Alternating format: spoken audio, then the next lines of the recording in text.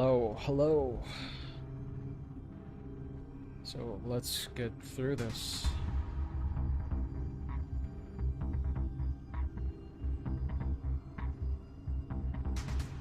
Okay, so this is something that I've been working on for a couple of days now.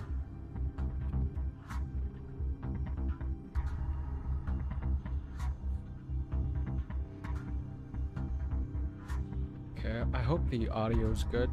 I do hope the audio's good. Alright, so let's put that over at the top to the right. And then let's just try to work with what we have. Nice.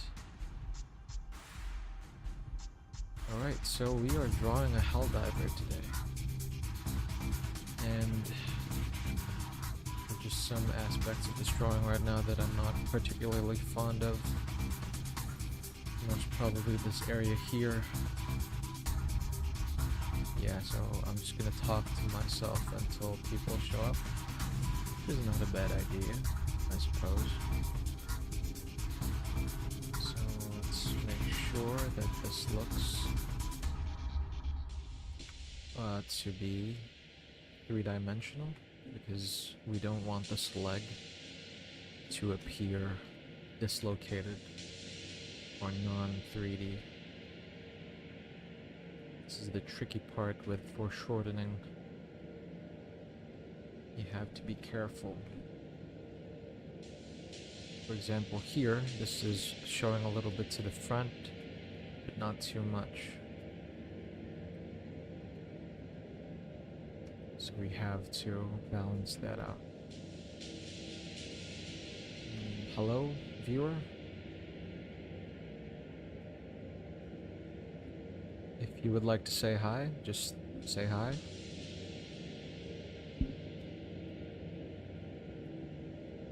So I do want to know how this piece, this particular thigh part works. At this point, I'm not really jumping for accuracy. I'm just jumping for relative accuracy, I guess. I just wanted to look as close to the target design as much as possible. There you go. And then of course we want to lay things over one on top of the other. For example, here I think there should be a given strap in this location, and that's what we have to go with in order to create that illusion. Three-dimensionality in this case is just simply, what do you call that? It's just simply presenting things in such a way that they would overlap with each other. That's just how it goes. So for example, here you have to close the section right there.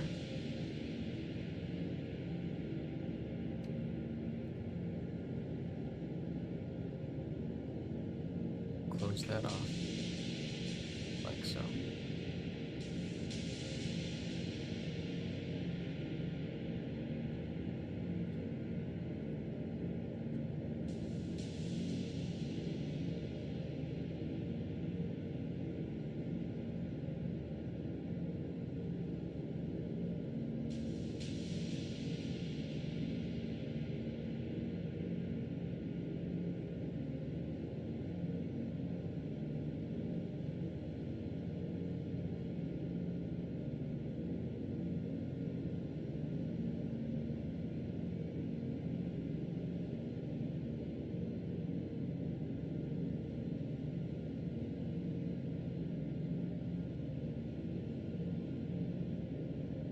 Okay, so I'm just sharing the stream.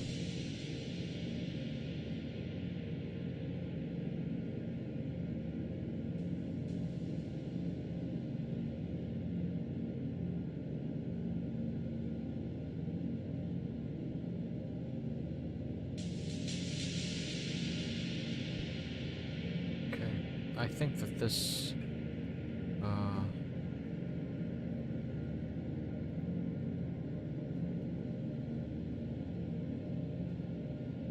this has to be shaded to a certain extent that we have to return the form of the leg. There you go. Because right now the illusion is just not really doing it. But we have to cap this off somewhere here.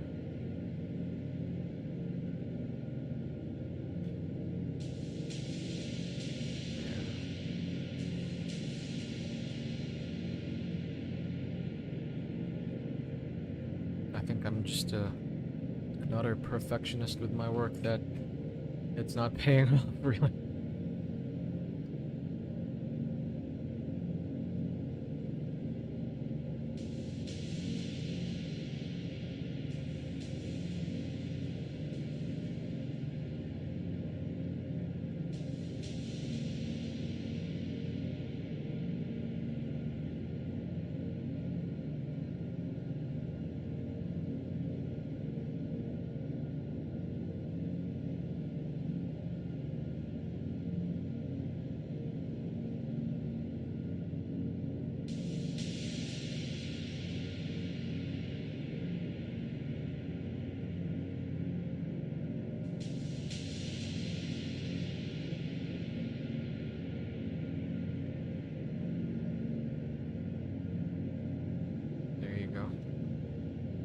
So now there's three-dimensionality, and it's starting to appear as though the leg is not just to the side, but it's actually pushing forward as it should.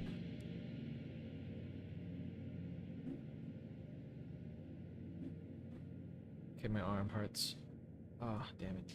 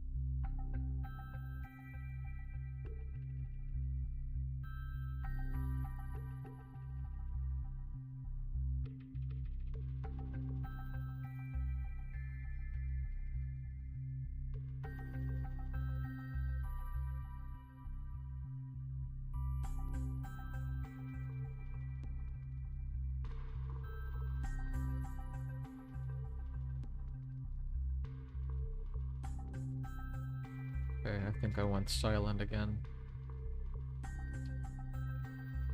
That's the thing with these streams, like... Of course it's gonna feel weird when you start talking to yourself. But not really. Okay, let's just bring up a topic. I don't know, what's a good topic?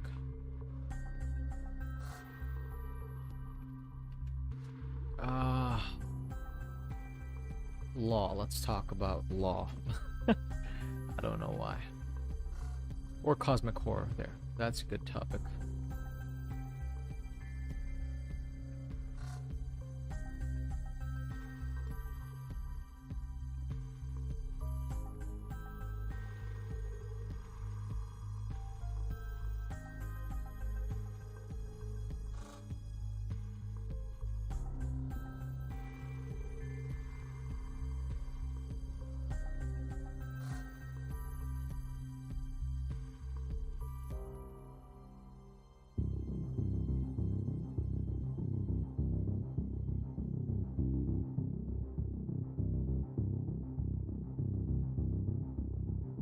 I need to make a video, you know?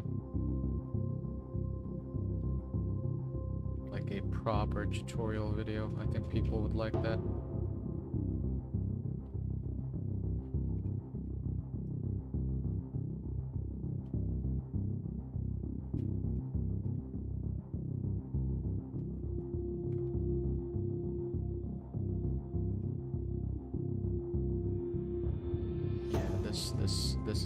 doing it. This here. There you go. There you go. That's why it looks extra fat. Because it's not supposed. There. Then we could cut that off right here.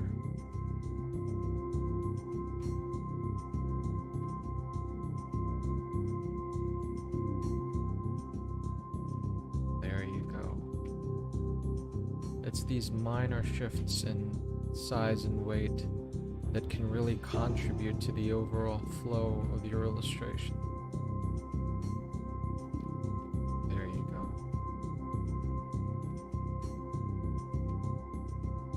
And of course, we want to make it appear as though this thing is much more three-dimensional than it should be, so it's important to add those individual line weights to guide the user's eyes.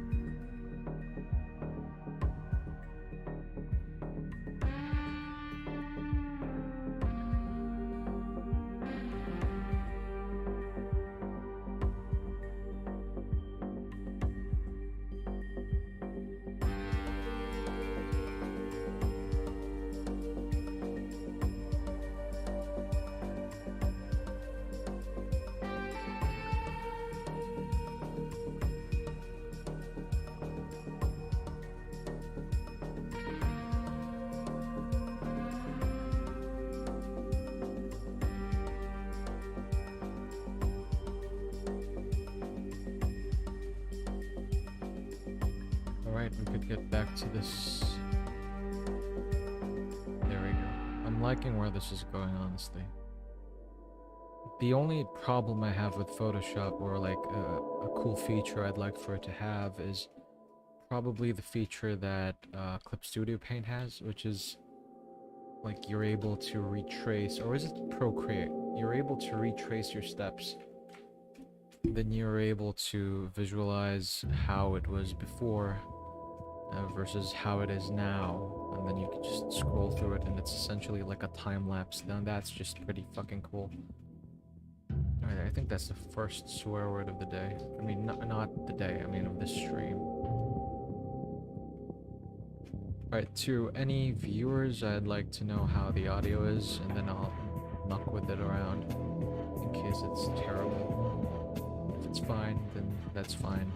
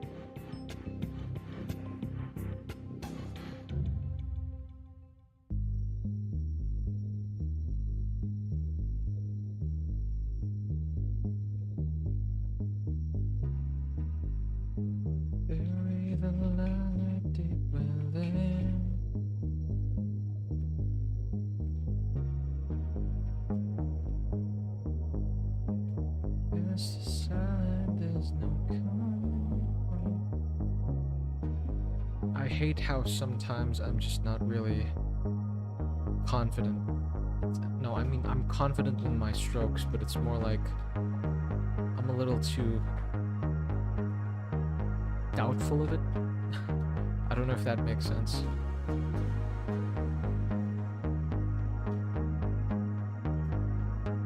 Or like the stroke is nice, but I have to keep repeating it.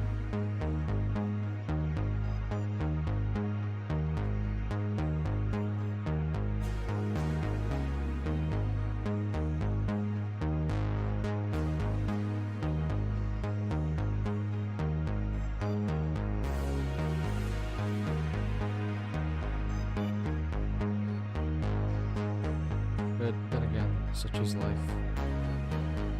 So yeah, so for this part, I've realized that this should be lower, at least based on the 3D model that's right in front of me. I'm referring to a lot of ready for 3D printing, I think, in case you want to create your own Helldiver arm. Excuse me.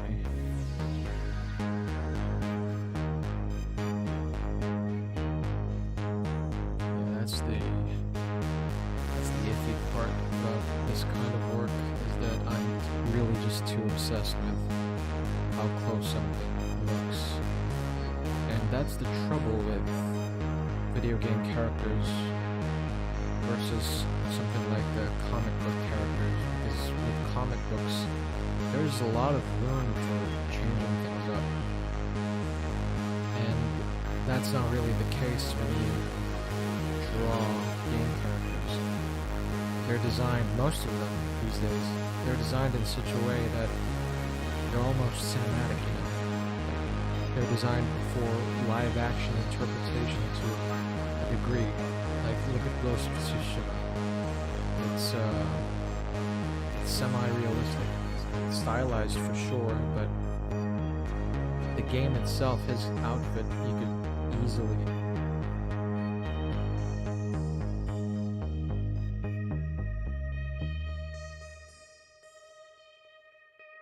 could easily just play around with it right away.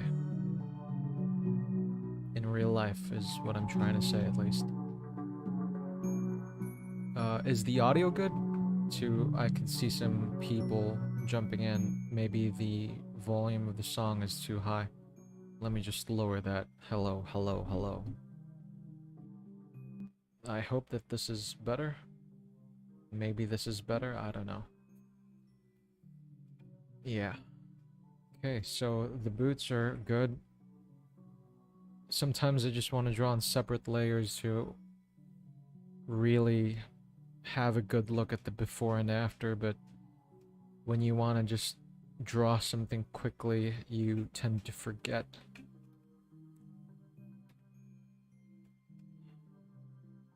So in this case, I'm just gonna go with it. Yeah, like I've been working on this for a few days. I've been jumping in between projects, but I really just want to finish this. You know, get it done, have it posted, hopefully grab some eyes to look towards it.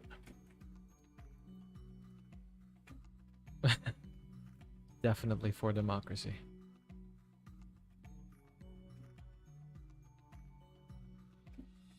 Yeah.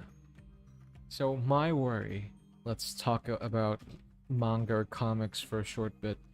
My worry is that when I do comics, I might end up approaching it in this manner, because the few times that I've tried to do comics, I really could not accept not putting this level of detail.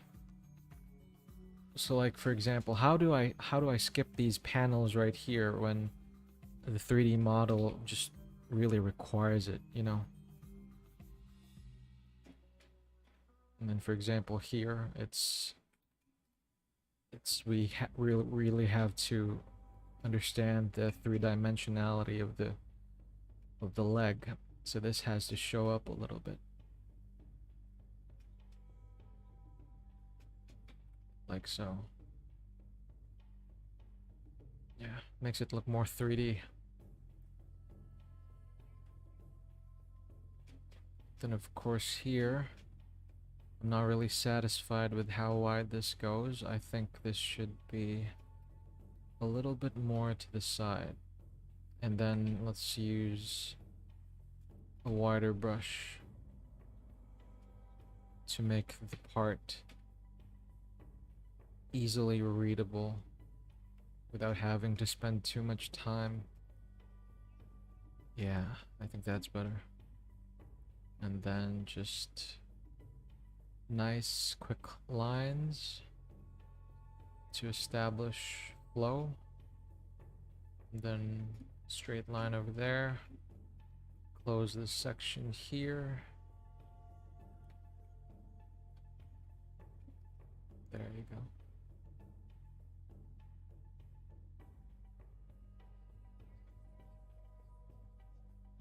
So in case you guys have questions, please just let me know. Or if something's wrong with the stream, like maybe you don't like me drawing a Helldiver, maybe I should draw Eagle 1, you know. There's been a lot of fan art for Eagle 1. It's okay. I don't like this. I don't like this particular angle. It's too high for me. Yeah, for example, this, like, maybe if there's time pressure, maybe I won't do these changes. Maybe I will. I don't know. I'm too particular with these, and I'm pissed off with myself. Okay, I don't like that.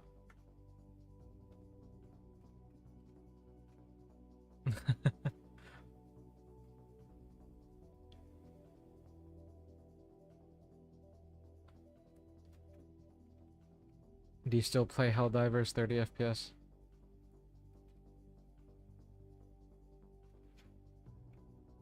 There you go. That's better. That's better. Okay, so I've realized that Helldivers use military boots if you zoom in at their apparel, footwear. And so I've come to learn that this would be such a pain in the ass to draw, but let's just work with it. So let's do it one at a time. Space them evenly. I don't think there's enough perspective to go around with. And then, yeah, this is the tricky part. Just do the laces one at a time, I guess. Yeah, that's the first lace. Then we have to do the second lace, which just ends here. And then there's a third lace that starts there. Then there's a fourth lace. Actually, there's just two laces. I'm talking about the ribbon bundle. Yeah, should I be accurate about this? No, I don't think so. No, I don't think I should be accurate about it. Maybe I should.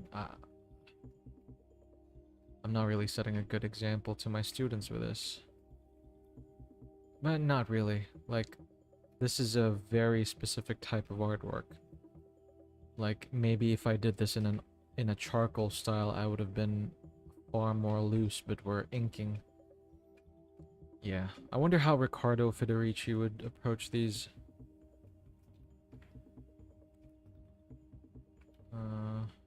Probably he'd give the same level of detail, or maybe he's just, you know, I really wanted to hide the boots, there's that, but how do we learn if we just hide the things that we don't want to draw? So it's always best to face the things that we don't want to face, except for if it's people, probably. Oh, let's not get into that. There, that's better.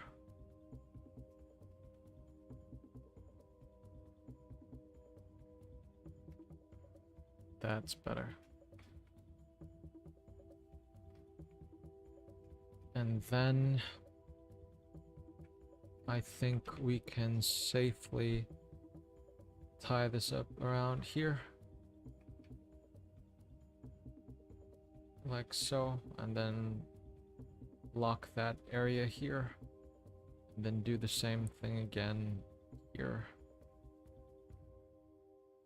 And I'm following the reference, and we could do that part here. I don't think we have to be too hyper fixated with how the loops go.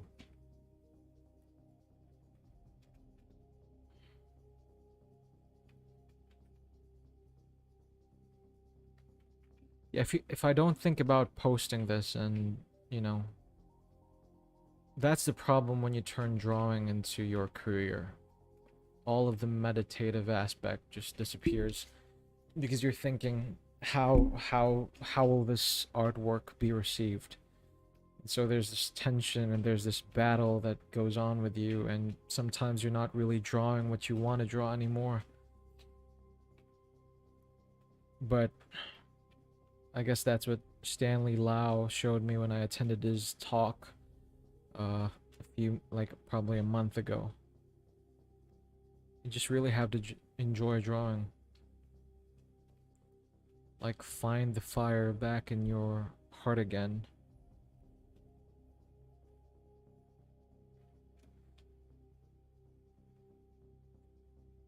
So if you guys have any art questions too, maybe you're curious about how something is done, or just want to shoot the shit, you know?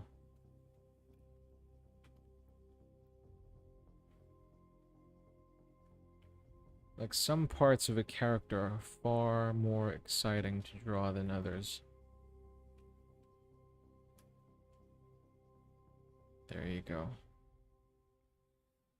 Right, the required flip. We always have to flip our canvas whenever we draw, because if we don't flip our canvas, we can end up losing track of proportions and details, and this is something very crucial that I tell my students every time. And they'd be really surprised.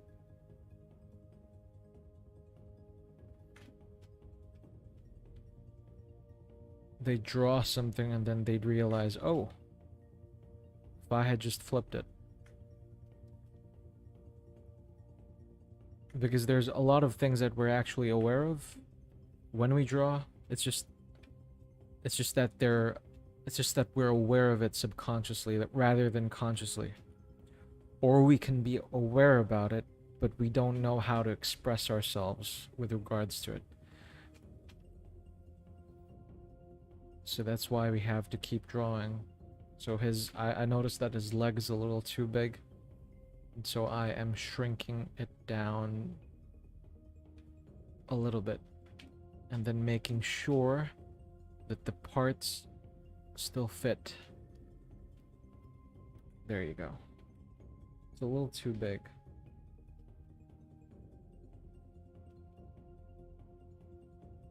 Let's see.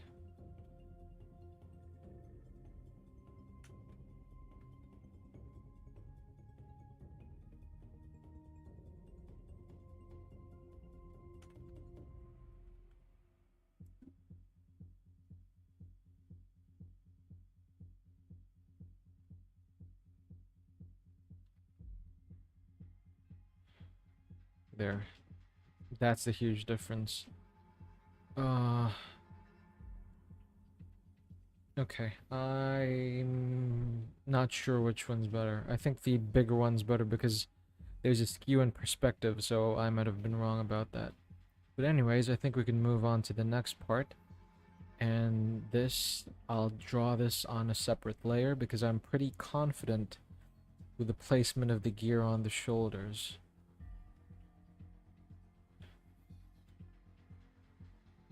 So all we have to do is pretty much trace.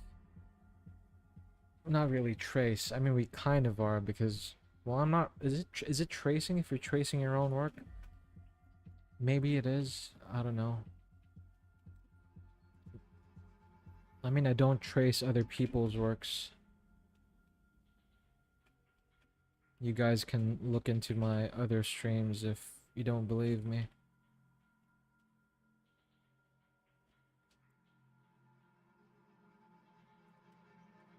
Alright, I can see some viewers. I'd like to know if my voice is fine, or if it's not fine, please just let me know.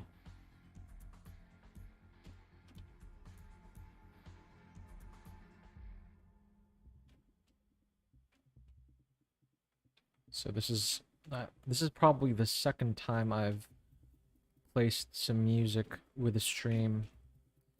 I don't really another reason I haven't really talked in previous streams is because I like playing music when I'm alone, or like podcasts, you know. If you're a fan of history, I like to listen to Metatron, sometimes Lex Friedman, or sometimes Cinema News or Thomas Flight. Like Stories of Old, if you're familiar with him, I don't really just listen to him because his videos are really that potent and powerful. So I really want to sit down with those topics.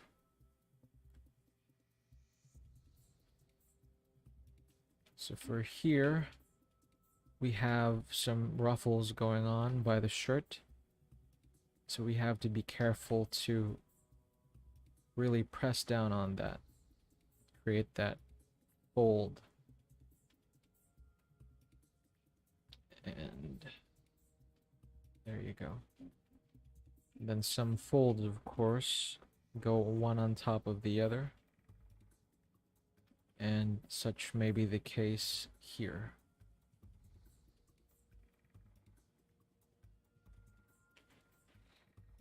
And of course, let's flip it again. Add some three-dimensionality.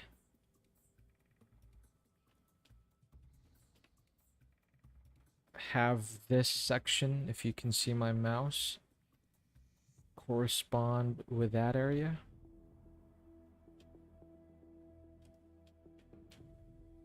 And then compress this part further here.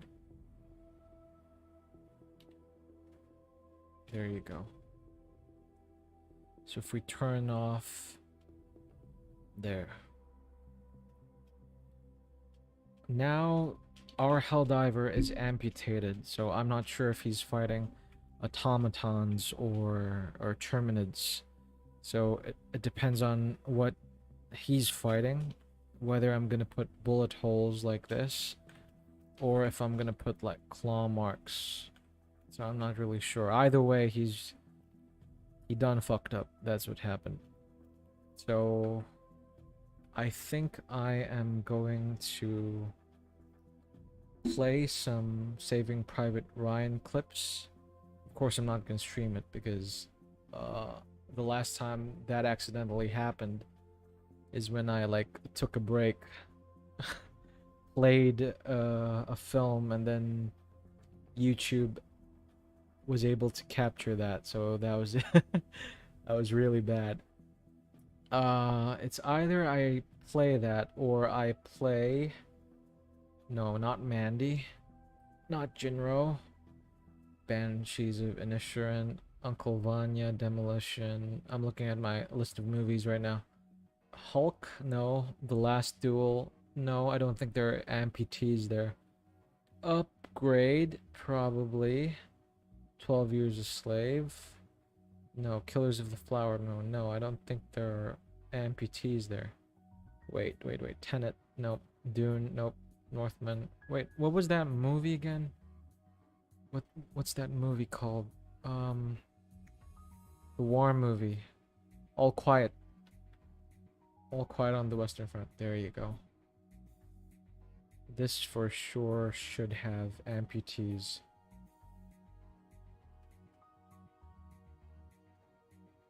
Then we could use that as reference.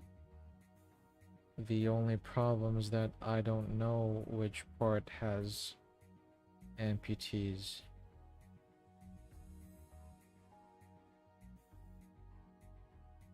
So in case you guys are listening, I'd appreciate if you point out sections of the movie that do have amputees.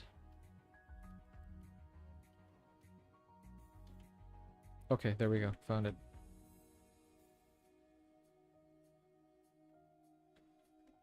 So I'm 31 minutes into the movie.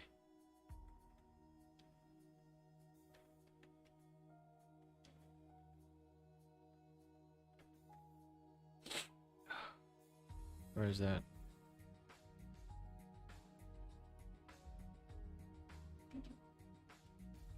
There we go. Alright, apologies for the grisly images, but there. That's a good example. So I'm just pasting it here to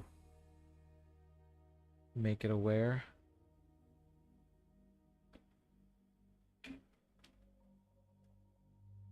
Alright, but I will be removing this and then instead just pasting it into my PureF. So, if you guys want to know, this is what my PureF looks like. So I have all the Helldivers. And then I have this, which I created in WebPoser, I think. There. And so as you can see, pose is a little bit different. The angle is a bit different. And so on and so forth. Alright. So let's draw the amputated arm. We're gonna reference the amputated leg. So we need to find, we could draw that on a separate layer, which I will be doing now. Let me go for my light thin brush. There you go. I'm gonna turn that off, the original file, and I'm gonna create a solid color of red. And then have that over, and have that clip over my black and white source so that I could end up drawing something. Right, so for this, we need to identify where the muscles are first. The muscles go here. This is the deltoid, like so. And this is the bicep. So his arm was bisected at the bicep, somewhere here. That's the joint that he lost. And based on the reference, which is from the movie All Quiet on the Western Front, the guy's bone is still showing. So we have to show the bone right here.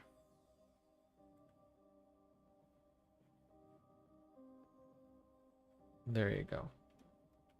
So it's not yet.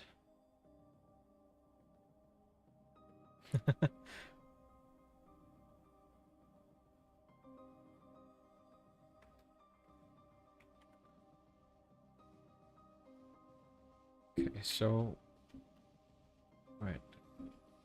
So let's I'm just copy it anyway again. Nope. Stupid. Oh. Okay, there we go. Alright. Let's study this so that I could walk you guys through my steps as well. So in this example, we have the amputated limb, right? It's a little bit grisly. But in this case, we have to find where the seam is. So where is the seam? That's the question. The seam is actually here. There. That's the seam. Right? Let's use the color green for this. No, not green. Purple. And then let's use a more evident brush. There you go.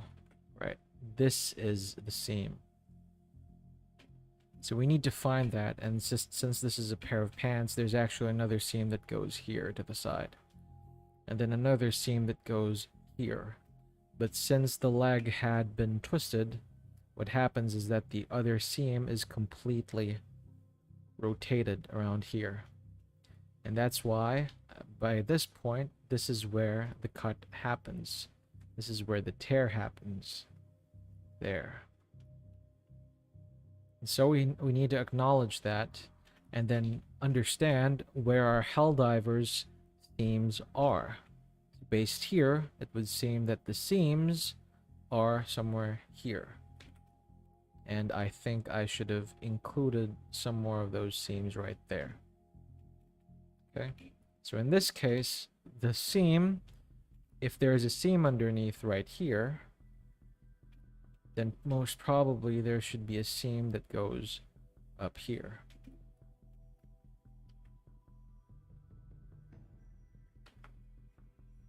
Okay. After that, we already have our bone in place, like so. And then we just have to create this spliced meat. Okay. So one mistake, not really mistake, one stylistic choice a lot of artists do from both the West and the East, which is comics and manga, is that they almost always just cover all of this in blood. And for some like Ryan Otley comes to mind, and it does look gory, but it looks fantastical gory, at least for me. It doesn't. It feels just like gratuitous, especially like for TV shows like The Boys. Like you shoot something, and then it's just blood everywhere. It's. I don't fancy the effect. That's why when I look at gore reference for my artworks, I try my best to keep them realistic. And so what happens is that I'm not really being gratuitous with it. I'm just trying to present the material in a, what do you call that? In a harsh light there. In a harsh, hopefully realistic light. And then I'll just let my viewers of the artwork decide on their own what they think of it.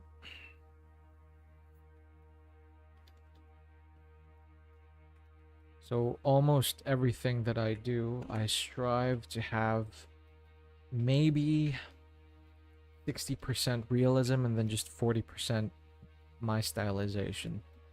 And sometimes I even think that my stylization comes from me not being good enough to draw something. Like, and sometimes I just feel like I need to live with it.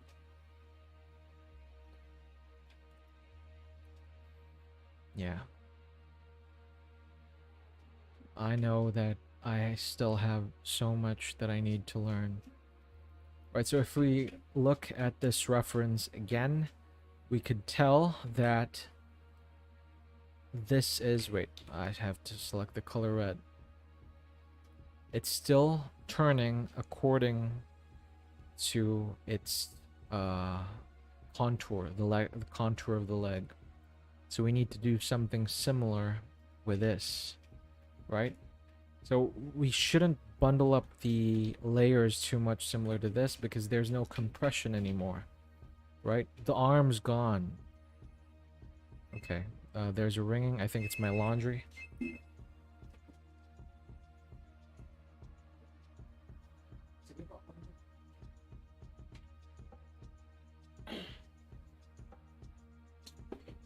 Okay, so my laundry just arrived. Thank you. Your lines are so fire. Damn, thank you. Alright, so in this case, it's all bundled up, right? So we have to follow the flow here. So I'm imagining it to hook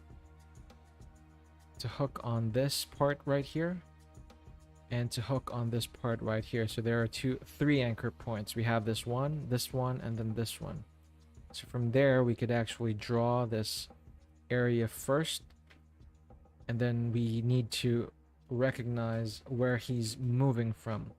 So in this case he's just like waddling his arm around, and I think I should just drape it downwards, or maybe make it move a little bit to the side, to the right, to show that it's flowing. So something like this. There you go. And then this is the second anchor point, and then we could make that bend into that area. And then this is the third anchor point, or we could just let loose a little bit more. There. And of course there's a fourth anchor point which is hidden beneath there. which we can use as a baseline for the rest of the cloth. So we want this to have that organic feel to it, and that's how we do this. Yo man. Okay, same thing here. There you go. So I'm making the deliberate choice to cover up some of the meat, again, so that it's not too gratuitous, and I think it makes it more real. So a lot of the cloth is covering this section. And then we only show enough of the meat to really indicate that this is a fresh fucking wound. Right there. Right there. Now we can turn off the reference, because I still have it on the side. Then of course we flip the material once more and then see if there's an imbalance, and then attach it to the rest of the sketch. So here we want the amputated arm to kind of be a little bit more flimsy. So we only did one side, and so we could be a little more loose on this side. There you go.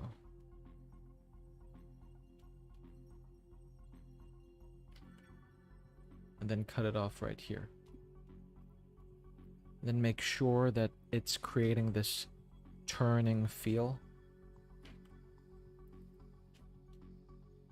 Yo.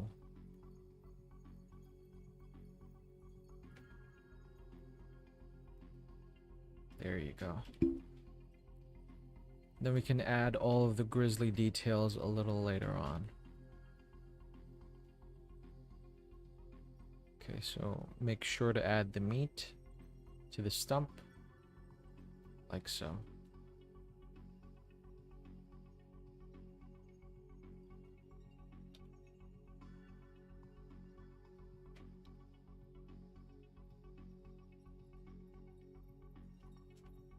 Make sure that it's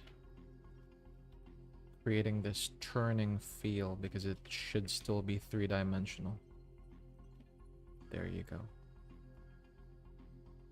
There you go.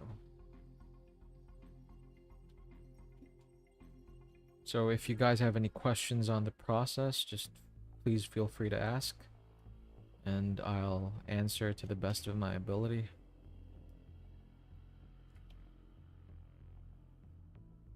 There you go. So honestly, I'm half-hearted.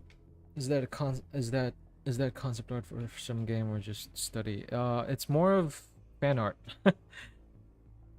You could also classify it as study, because I'm trying to implement a manga style technique to this, so I'm practicing how my eventual comics or manga will end up looking with this as my study. So yeah, you could call it a study. There you go. So if we turn it off, it actually fits. Oh wow, damn, that looks cool. Okay, so we could erase the rest. Am I Sigma? I was born 96, so probably not.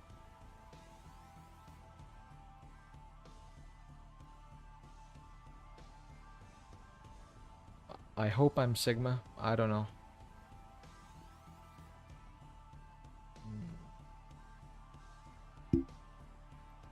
I'm probably cringe. Alright, so let's go back to our hard pen. And then now we can, again, turn on the red again. We can now start.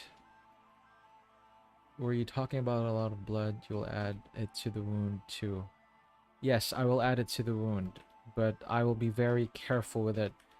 And like I said earlier, I will not be too gratuitous about it. I only add what I feel is the right amount of blood.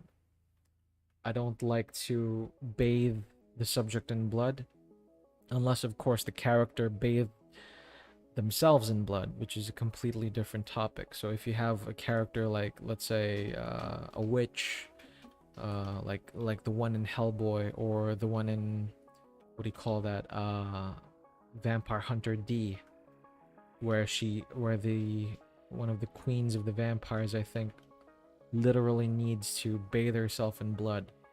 Well, that's a different topic. But if it's like a flesh wound, and that's something I want to experiment on, and I don't think there's any other way to experiment it than to just draw it. Like, one thing I'd like to be able to do is showcase gunshots in my stories, and then have them appear to be kind of like pulled from live leak, you know? And so there's this lack of sensationalism to the gunshots, even if we're telling a heavy action based story. Because you know that feeling when you watch John Wick, especially the latter films, like the bullets just feel as though they're, what do you call that, they're just salad dressing,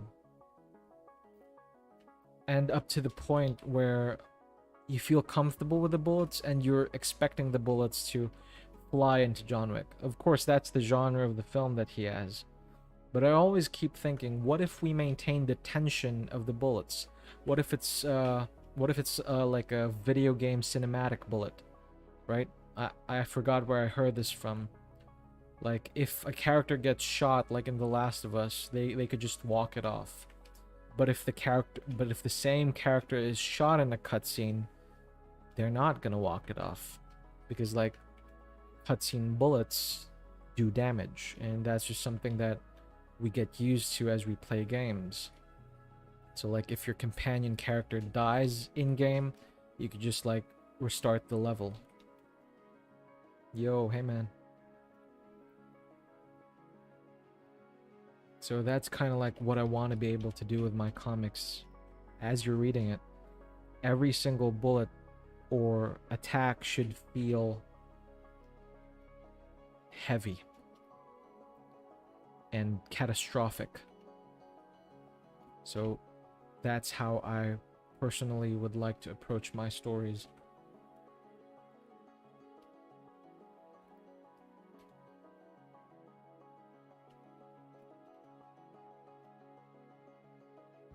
And as improbable as it would sound, I kind of want to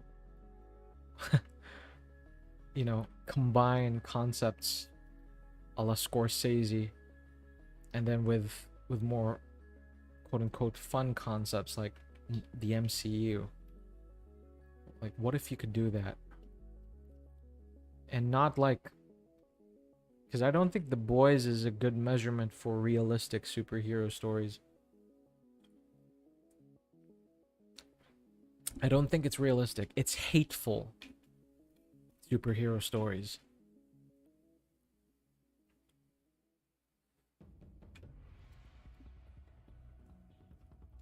When you watch The Boys, it's not designed to, well, initially in the first season, I think it was designed to really be what if superheroes existed in the real world, but now it's completely one-sided. And that's not even touching on the politics.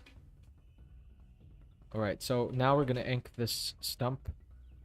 Right? I might forget my laundry, so later on. Alright, so notice if we zoom that in, there's this kind of fiber that's happening. So you don't just draw a straight line. You actually need to be conscious with creating these little waves that go around. This is something that you could try looking at if you have what do you call that? Clothes that have been ripped. Right? So in this case, you have to wave them in and out a little bit.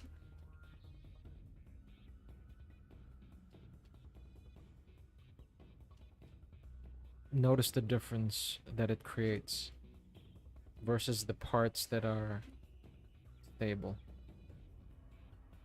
There you go.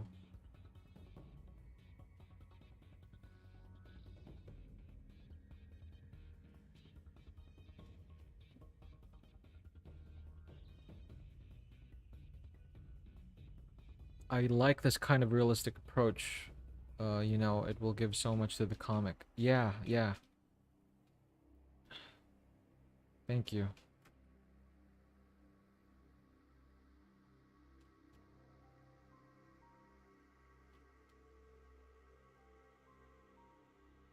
And this is not to say that I'll be the first one to try and do these. I'm probably not, but I do want to succeed with it,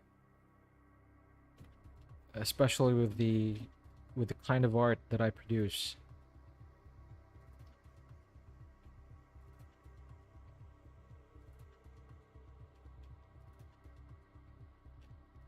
So for anybody who's seen There Will Be Blood, like there's this thought that came into mind, and it actually came to me in a dream. Like in There Will Be Blood, the character slowly loses grasp of his son. He ends up neglecting his son as he grows older because he just focuses on money and all of that. But like, what if we tell a story that is the reverse of that? It's a pretty much a kingpin, or not really a kingpin, probably a CEO, or like a fundamentally Scrooge-like business owner who wants nothing but power, but then a son comes along and then completely changes his worldview.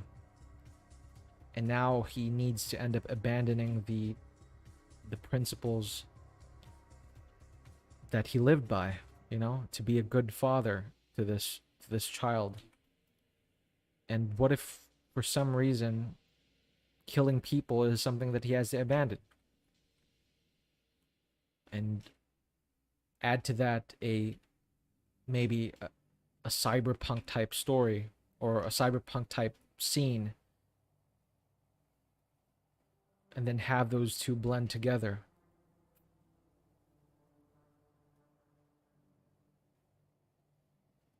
So it's Paul Thomas Anderson, but with sci-fi elements. And it's a fairly simple story. A man wanting to change for the betterment of his newborn. And then we jump across time. Maybe this story covers 5 to 10 years. And then we get to see his attempt to change and maybe his downfall. Because he simply could not protect the things that he loved according to his newfound principles. Yeah, I have tried to jump into Altered Carbon again. On that point, I'd recommend Altered Carbon. Really nice world building and integration. Is season 2 good? I hear that it's not as good as season 1. I tried to jump into season 1 again a few months ago, I believe, and I really liked it. It's interesting.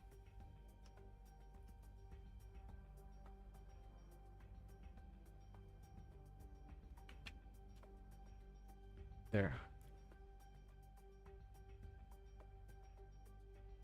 Sometimes I wish I could draw things as fast as Fujimoto, you know.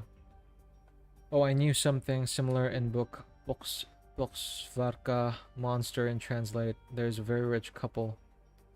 There's no season 2, we don't talk about that. There's a very rich couple bring the baby with Down syndrome to the world, and they have to learn to live with it. Interesting. What's the title? Varka? Am I saying it right? I think I'm not saying it right. So okay, so just season 1. Okay. Too bad that it didn't get a season 2. Would have been cool though. So here we now have to draw the stump. I can see that it's the straight lines that I've committed to right here.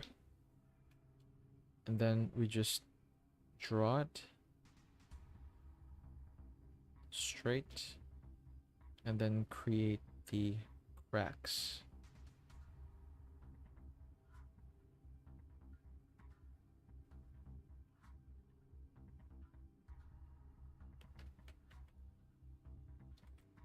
On the point of cyberpunk, that's also something that I want to see approached differently. Because when we think cyberpunk, like sakura blooms always show up in our minds, right? And a lot of very East Asian elements and very vibrant colors.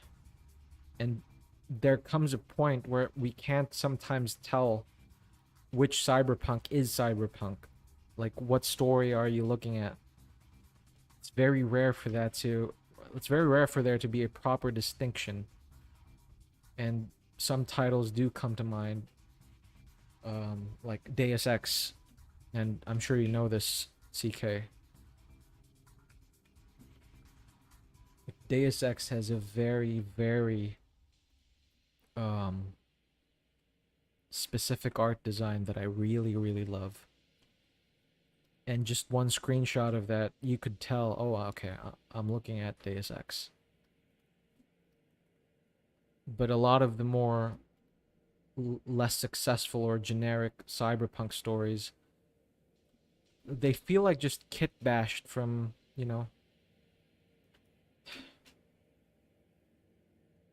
exactly, cyberpunk for cyberpunk's sake results with generic mush. Exactly.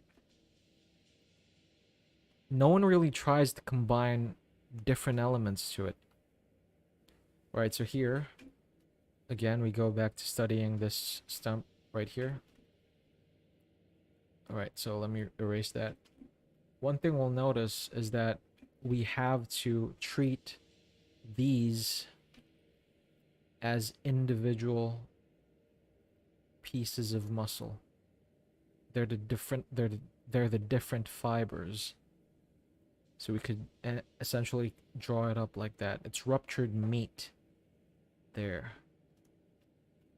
So we have to take that into account and then put that into our drawing again.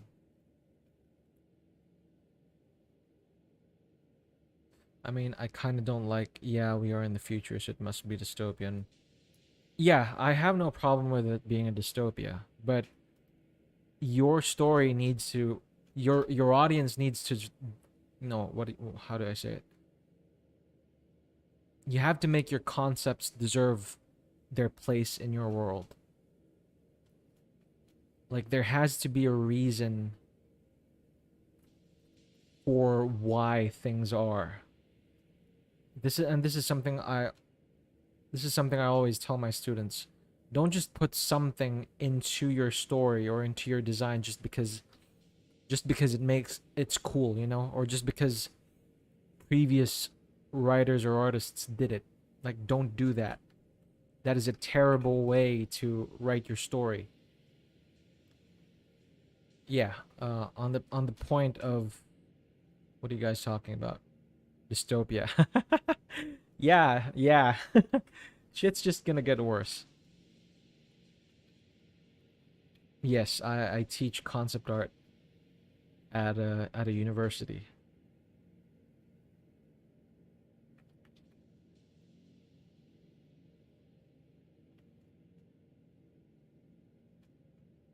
And so when I have them design things, so let's say, since we're on the topic of cyberpunk, right? So when you say the word cyberpunk, a lot of things just come to mind, and like CK said, if you just follow those trends, it's gonna turn into generic mush. So that's what I'm. Well, it's a lofty goal, but I think I'm in the right track with my mindset. When you want to design something, you have to integrate new things into it. You have to be resourceful. You have to keep in mind how things can vary or be differentiated.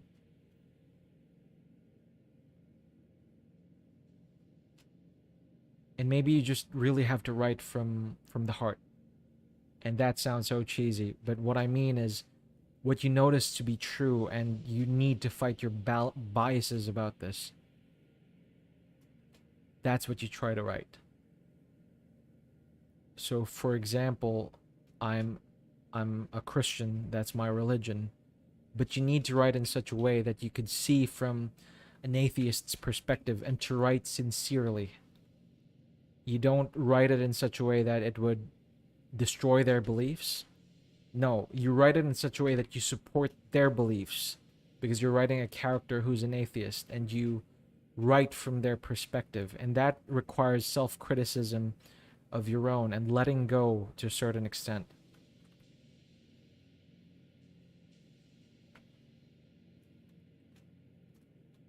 And OMG, I agree with you so much. I hate when people adds dark stuff only to make their character cool, but when I see it most of the times is adding more traumatic memories to make audience feel petty about it. Most people just go, okay, fancy futuristic rainy neonscape. They're cyberpunk. Very true, very true. Instead of looking at the name even, it's got to be punk first. Then in a futuristic setting that is such a wide scope, you can experiment. Exactly, exactly. Like, look at how tech is headed to. Look at how tech is being developed these days. Like, what if you focus on something alongside the SpaceX program, right? Does that mean that we're gonna head into a distinctly Japanese kind of landscape? No. Like let's take Elon Musk for example. He's he's South African, right? So maybe, just maybe, what if he really becomes the lead in all of this development? He already is, but like, what if his culture just expands further? Like, what would the world look like? Like, what would a cyberpunk world look like if it's based off of South African principles? Without the anti-establishment undertone, there is no cyberpunk. Exactly. One of the best examples that doesn't even look cybery is RoboCop. Yes. Are you referring to the remake or to the original one? The remake is a hit and miss for me. I think the designs are good, but the writing is just terrible. Talking about futuristic, I just want to say flying cars is one of the stupid ideas. Imagine someone drunk getting into flying. I don't think it's stupid. I think it's overused. I think with the amount of self-driving that we're capable of, I think it's still a possibility in the future. But one thing, like I'm writing a semi-futuristic story, like you need to restrict it to just a few amount of people. There is no remake. We don't talk about it.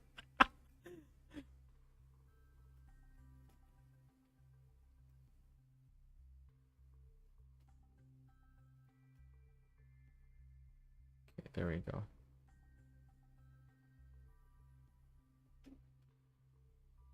Yes, if it's automated on all vehicles, yes.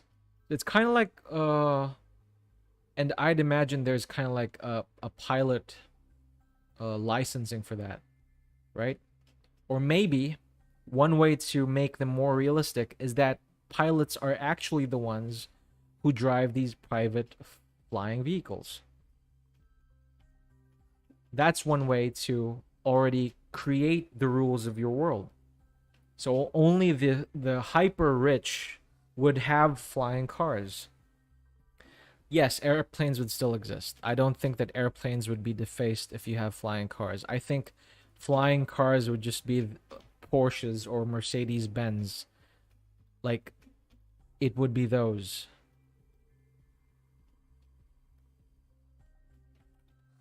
So it's only gonna be the hyper rich to afford them. There you go. I think our stump is ready. Now we can add a little bit of three-dimensionality to this, so I'm gonna craft a smaller brush. And then just follow the contours.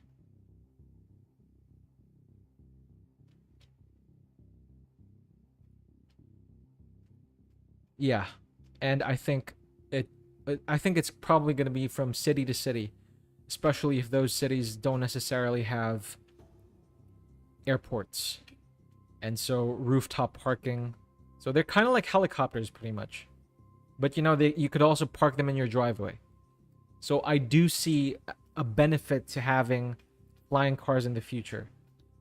Imagine driving off from your garage, your expensive garage, and then finding safe a safe location of probably 20 meters around, and then you turn on your boosters and then you just lift off.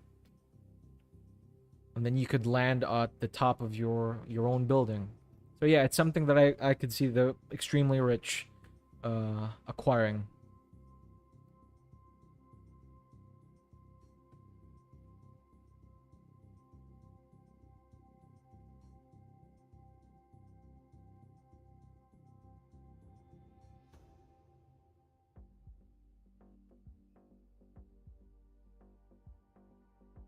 Yeah, unless it's also privately managed, like they like we you could talk about it in a lobby sense. Like these guys are rich enough that they could just lobby for air availability, and then they could talk about being able to manage the society better in some way. Can you imagine you want to hitchhike as you send a walrus code flashlight in the sky? Hey, if you're going to be limited that way, then might as well just use a normal car. Probably. Probably. Again, this concept is up for discussion. It's not as clean as I'd like it to be yet. So if there's an argument against it, I'd be very open to hear it. Alright, so what I need here is a good example for a cape, and what comes to mind is 300.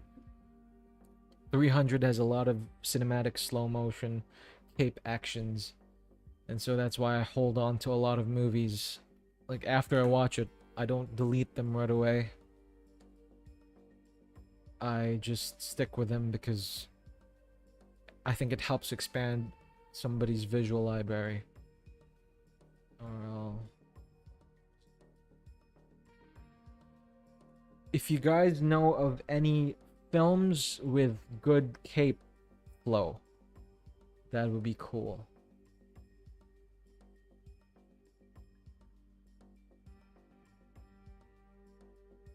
Some good cape action.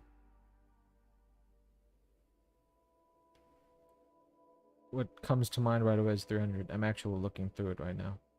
Going for the first fight.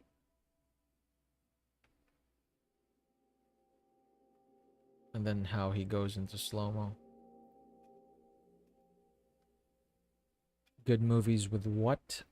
Cape action. Like the cape just flowing along as combat happens or something of the sort. Oh yeah, the second 300, yeah.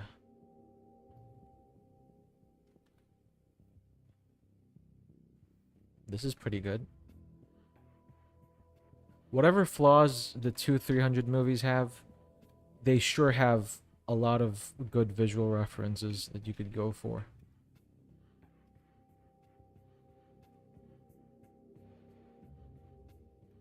Okay, that's good.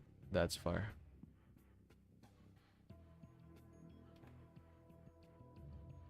Yeah, Man of Steel. Yeah. Yes, with all of the motion blur on that. Yeah, pretty much Snyder films. He loves them capes. Yeah, and it's also moving extremely fast. So not really the best example to follow for a Helldiver.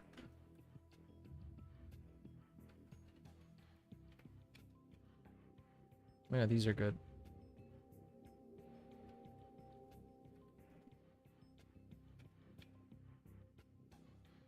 If only Zach could just write stories better. Like, have a good editor. And actually listen to those editors. And stop hiring Chris Terrio, my god.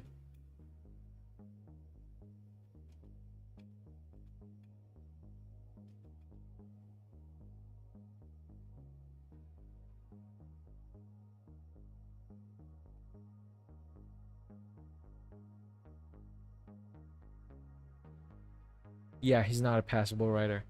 He's a high school level writer. That's what he is. I used to love his work so much. I mean, I still do, especially Watchmen and 300. But everything else after, it's such a pain to even acknowledge, sadly.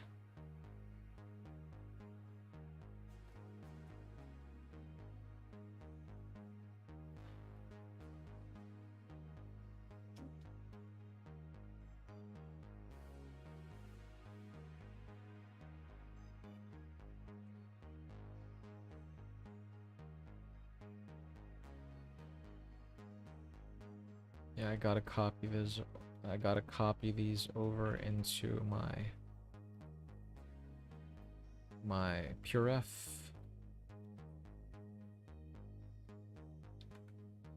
Canvas is locked. Here we go. There's one Spartan with a cape. There's another Spartan with a cape. There's a third Spartan with a cape. And there's a fourth Spartan with a cape. But I think these are good references. These are good enough references. Right. Part of me honestly wants to abandon this drawing right now and then draw something else, but then let's just finish the damn thing.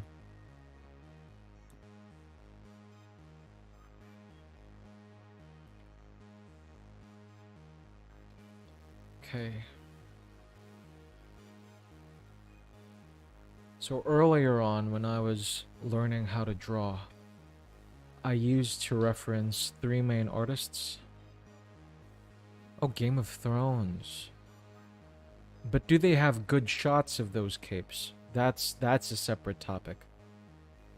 Because Game of Thrones is not really the best when it comes to visual splendor, or at least that's my opinion of it. Dialogue's really good, but sometimes the shots just end up being so mediocre with its shot reverse shots.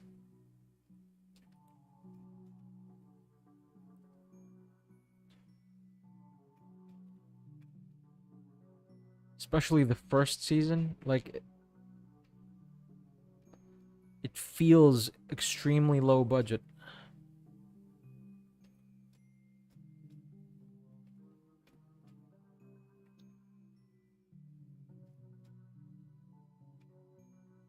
Kingsguard and the Lannisters. Oh, okay.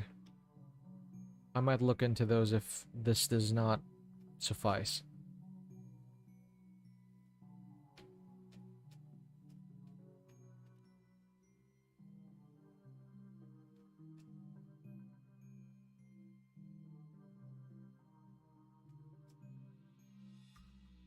First season was the one with the lowest budget because they didn't know if it would hit. Ah.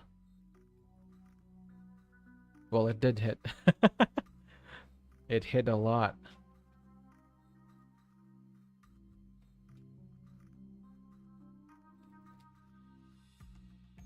It's funny how, as the seasons progressed, the less the nudity became. At least that's what I'm aware of.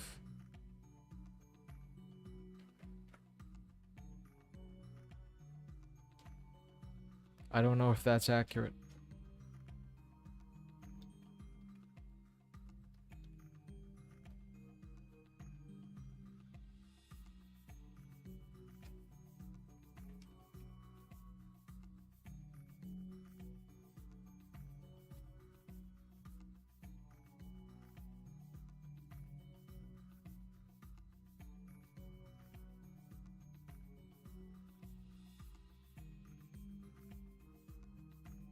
There we go. Time to add a little bit more three-dimensionality to it. Like so.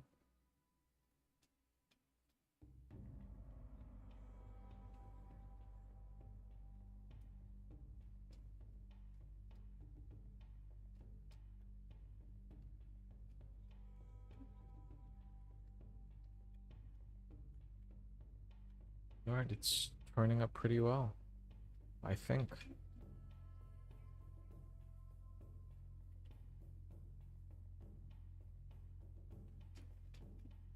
So we have to first create the biggest sections of the folds right here.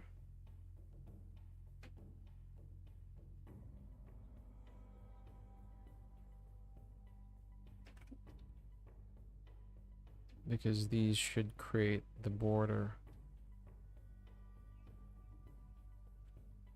before we head on into another fold. Right here.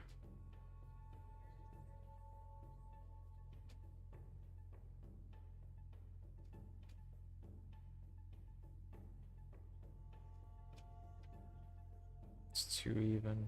There you go.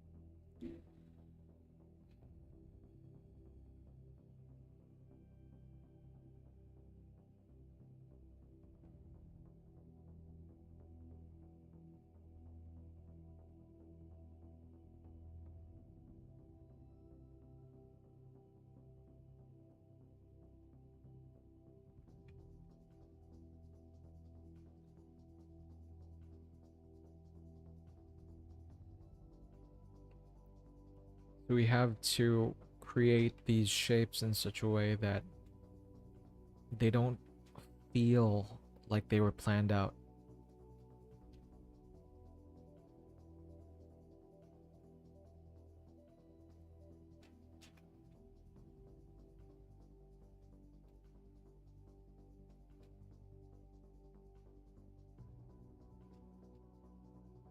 Then of course we have to rip this section into parts.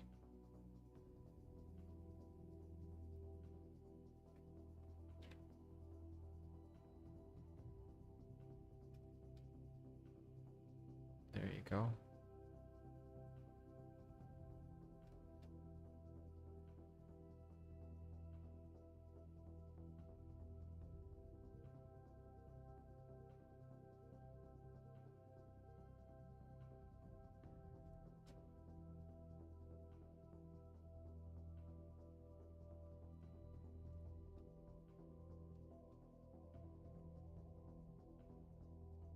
What body pains do you guys feel? To those in the audience who draw, what body pains do you guys feel when you sit down for too long in front of a drawing?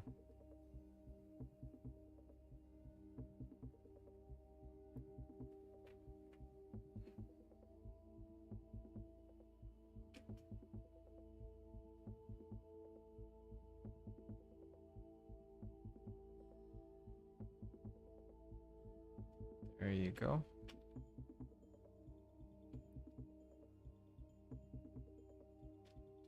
Shoulder and neck. Eyes. Oh yeah, eyes. For me, it's my elbow right now. Like, I think it's because I'm leaning it onto the armrest of my chair.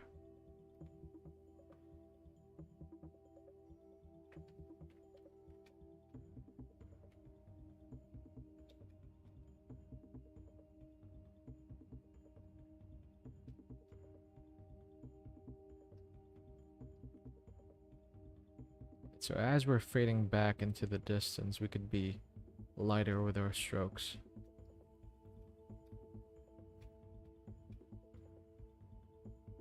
Then from here, the cape seems to fold a few more times.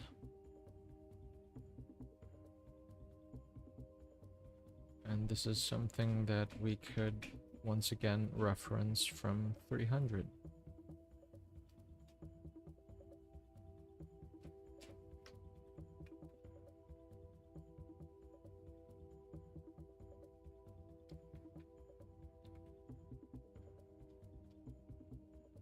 Always flip your drawings.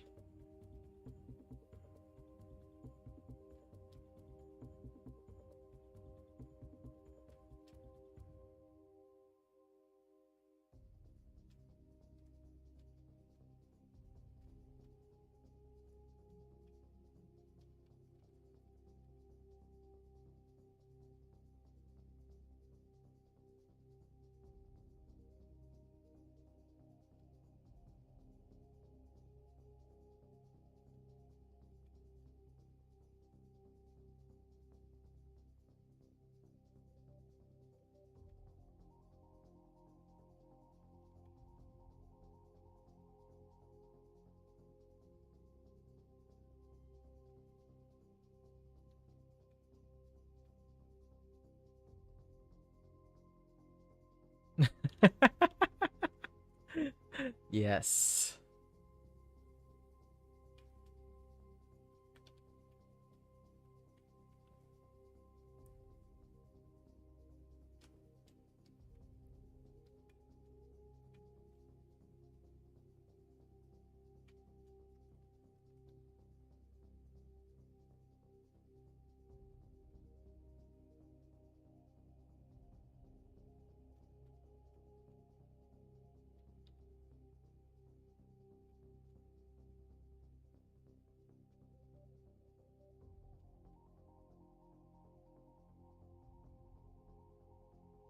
Right, I think I went silent again. Bad habit. Sometimes you forget that you're streaming, and sometimes you just are pulled into the thing you're doing.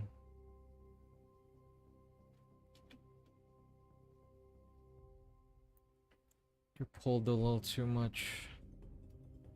Forget that you're either talking with people or you're talking with yourself.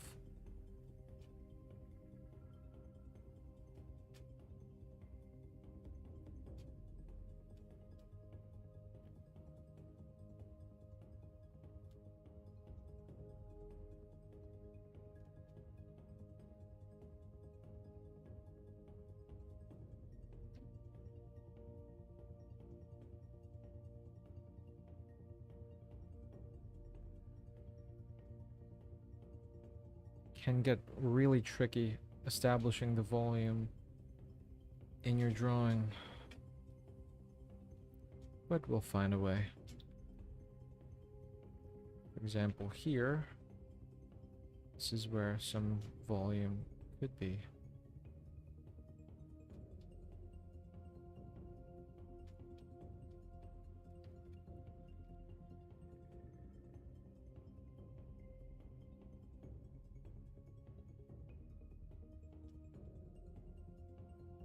There you go.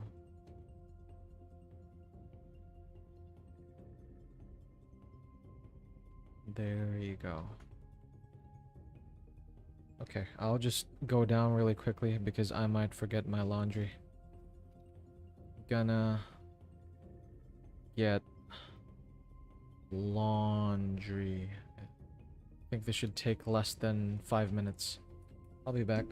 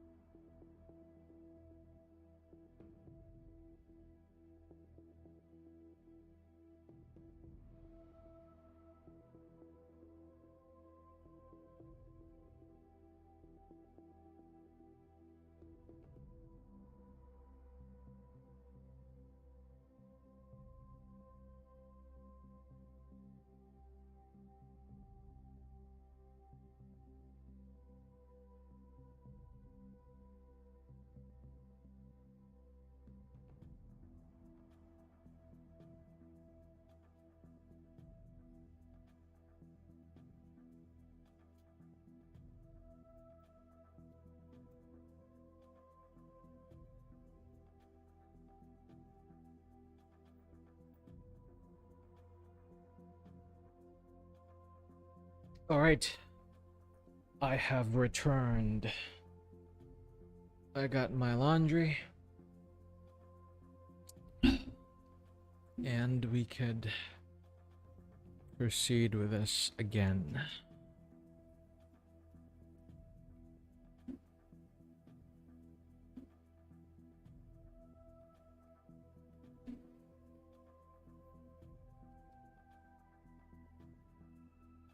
Any of you guys playing Tekken? I don't know why I'm asking this.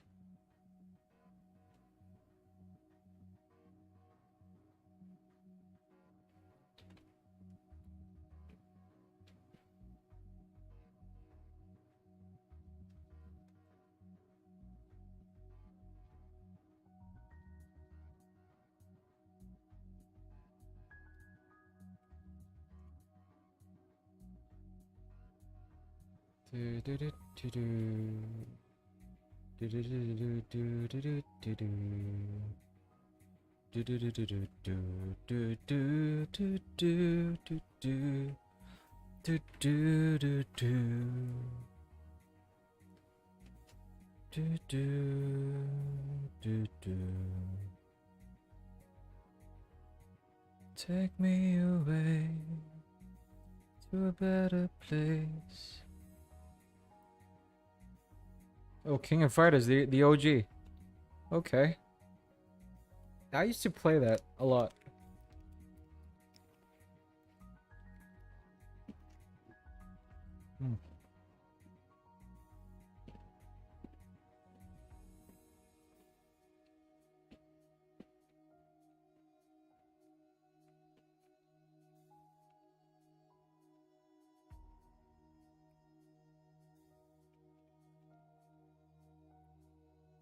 Alright, let's draw them legs.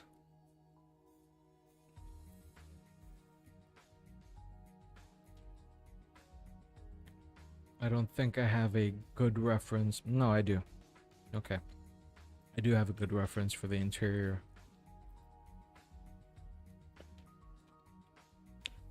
Have you tried the new MK?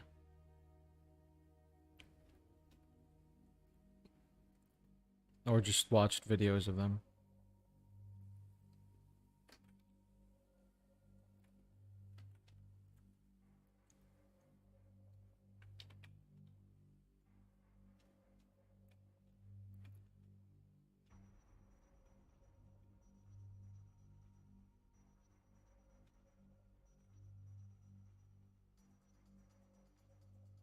Alright, so here we need to be aware of where our Helldiver's ass is. So I'm gonna mark it with a new sketch. There you go, so that we're not really interrupted by this other sketch around.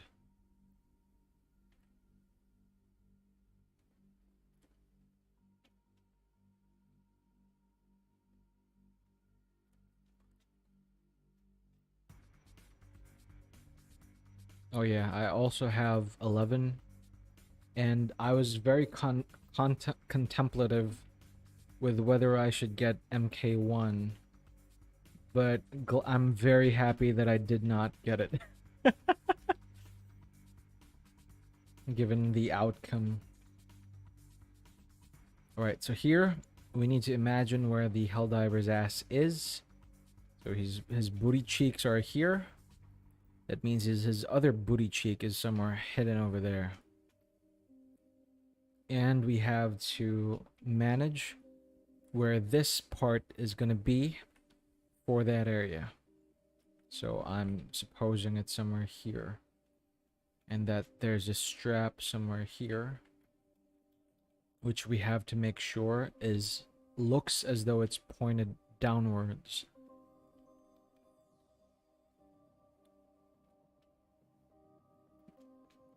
No surprise with what? With MK or the Helldiver's booty cheeks? There you go.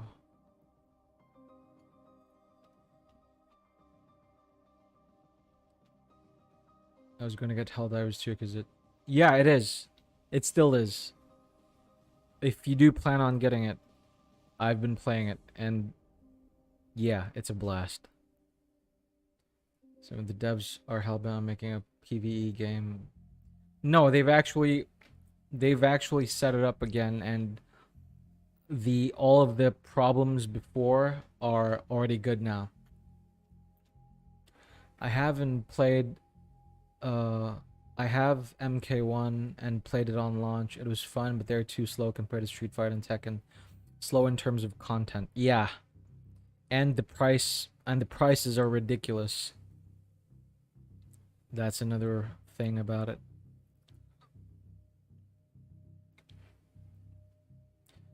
The pricing is just absolutely horrendous.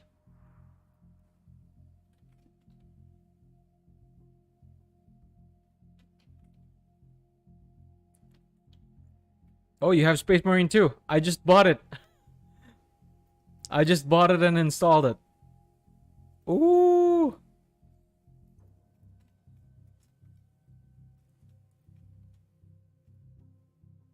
You want to kill some Tyranids sometime?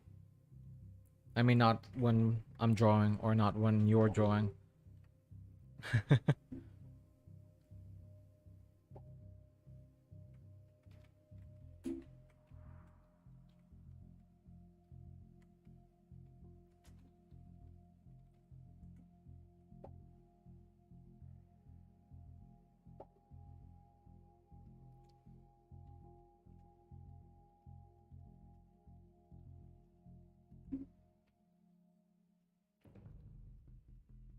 Da-da-da.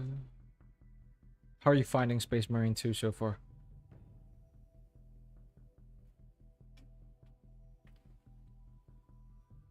Alright, perspectives like these can get a little tricky, but we always just have to think about the most similar object to it. Like, for example, we're talking about a leg, and we just have to imagine a cylinder once again. And sometimes we forget it. As we work on a piece like this, we forget how to turn these body parts around. So this is one good way of establishing that dynamic. Like so. And then of course just craft the appropriate sizes and proportions.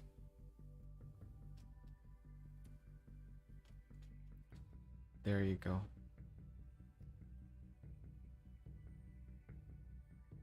There you go. It might be a little too small. I hope not. But we'll find out the further along we progress.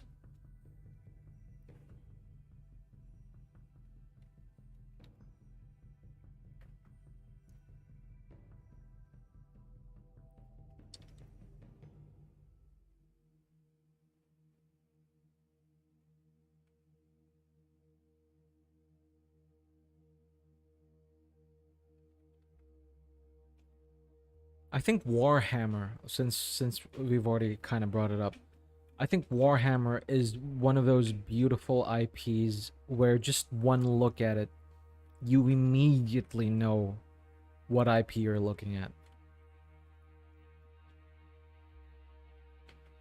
And it's something that I don't think has been copied. Yeah, now that I think about it. Copied in the sense that, like, you know, Superman, we have counterparts like Homelander and how to call it, Omni-Man, right? I don't think that's the best comparison, but it's just something that came to mind. I do know that Dune almost started the idea of an emperor and like humanity rising above everything. That's why I love Dune. It's kind of like, it's very similar to Lord of the Rings for me. The way I love Lord of the Rings and Dune.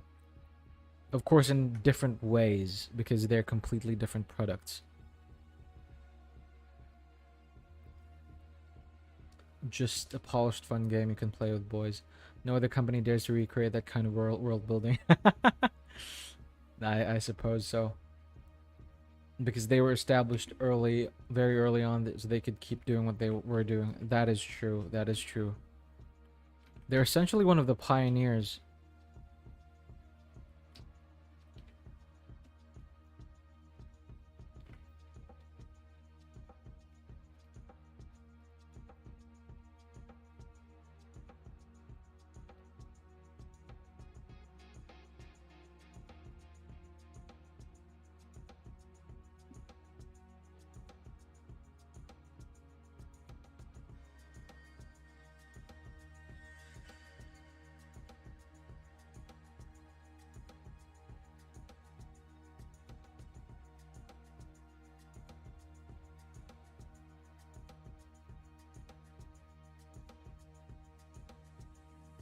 But in the world we live in now, most won't dare doing such xenophobic and hypermasculine. Ooh, yeah.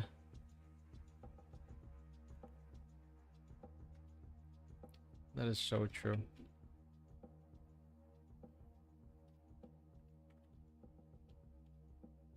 Well, you can't be a space marine if you're not xenophobic. It's literally your job to be that. And it's honestly beautiful. I'm really gonna get canceled for this.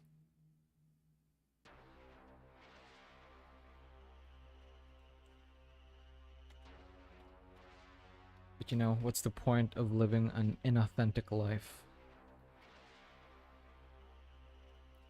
I might get imprisoned though, so I don't...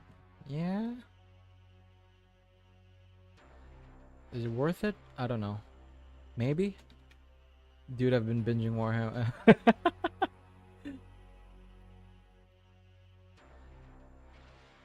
I think the game has gotten us to either re-binge stuff or just like really dive into it if it's your first time.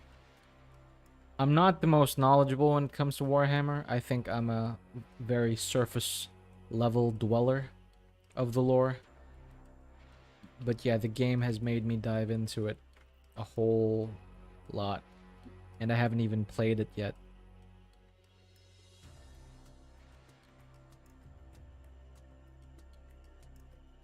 Yeah, I think this should be lower. Nah. The key is not to glorify the decisions the characters make in the world building. Yes. You have to distance yourself from the activities of the characters as much as you can. That's the only way to paint a realistic world. If all the characters agree with a certain set of precepts, then what's the point of writing a story? Playlist of 300 hours of lore. Oh, that would help with passing time and listening to something. I've been binging a lot of Elden Ring lore, like by Fat Brett, like analyzing villainy and Armored Core. There, okay. Can we classify Armored Core as a cyberpunk? Is that even possible? I mean, there's kind of like rebellion related to it, but is it cyberpunk? Is Armored Core cyberpunk? I'm not sure.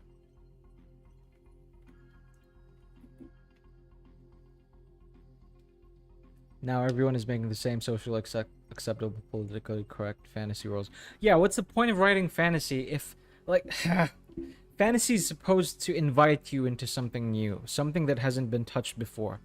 If fantasy needs to agree with real world rules, then what the fuck is the point of that?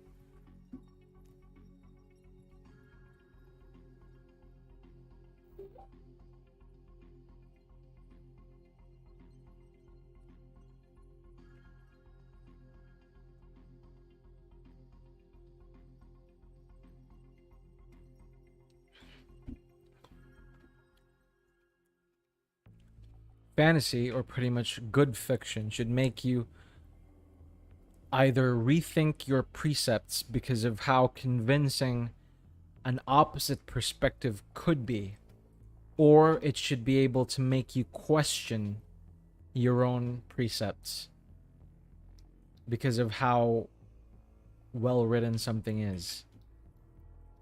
It should pull you in the opposite direction and for a short period make you think, huh, the Broken Empire series. That's the first time I've heard of that. But can you give me a gist of what's it about?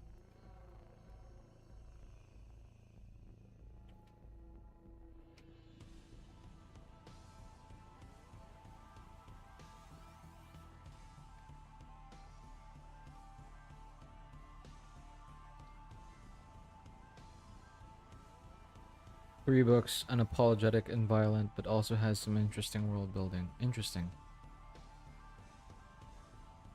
What's the title again? The Broken Empire series.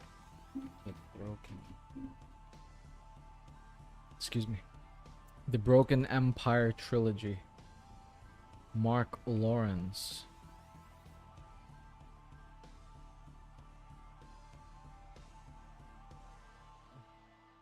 The title just sounds a little bit generic. Okay, I don't know anything about the story, obviously, but like on the topic of titles, I'm just getting really tired of the blank of blank.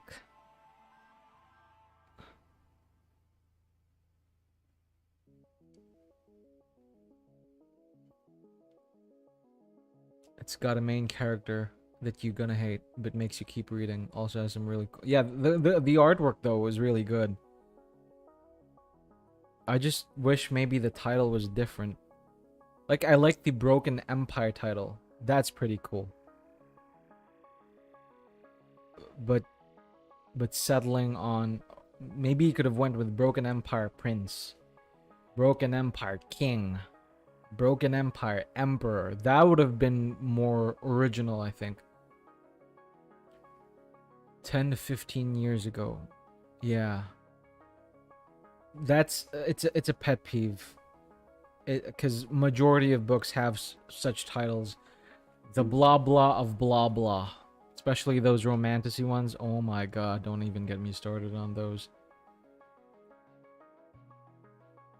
I understand that Lord of the Rings is the blank of the blank, but it's the Lord of the Rings. I don't think you can call out the grandfather of all fantasy. So like we live in a day and age where almost everybody does it.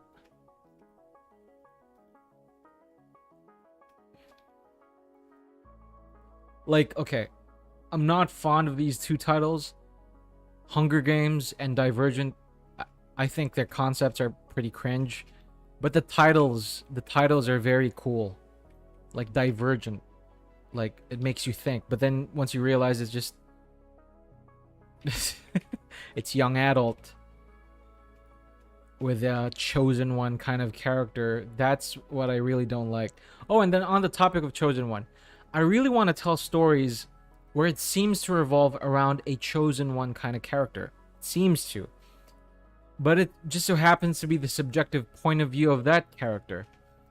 But in real life, and this is something that you get to figure out as the story progresses, is that they're actually just the side character of their own story.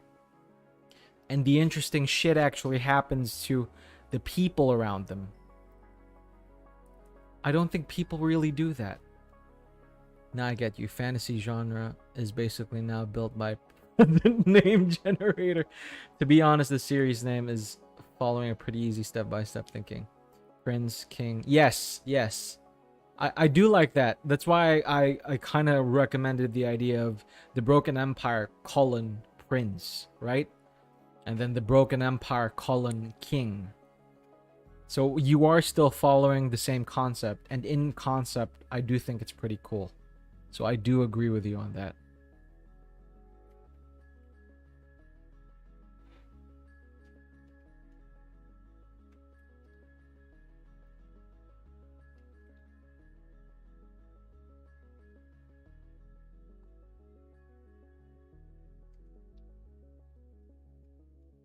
it has a clear progression. Yeah, I think I'll look into these.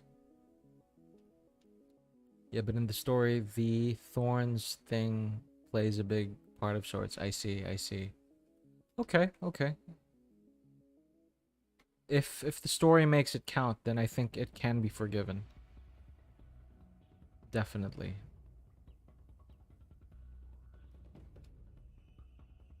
Not a long series. Yeah, it's 3 books. Does the main character commit genocide? Because I'm starting to like characters that commit genocide. Not that I'd commit genocide, but you know, I don't. Well, for one, I don't have the capacity. Hey, it's a joke. It's a joke. Don't take it seriously.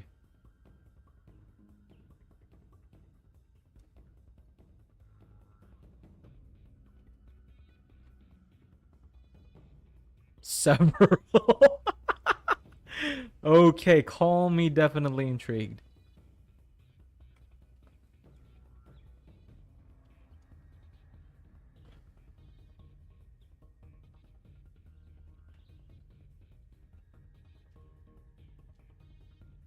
Okay, so this is looking almost done.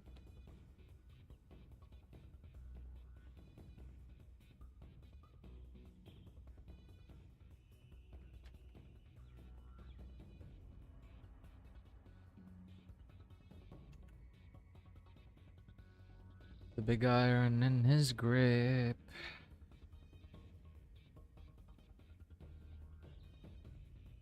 Oh, by the way, how's the music volume?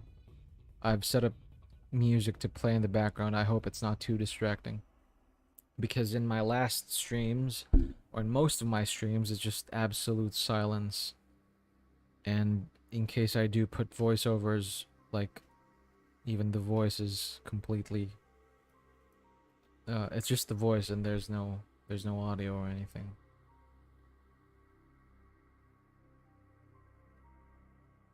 Already gotta go for a walk now. Come back now. Yeah, alright.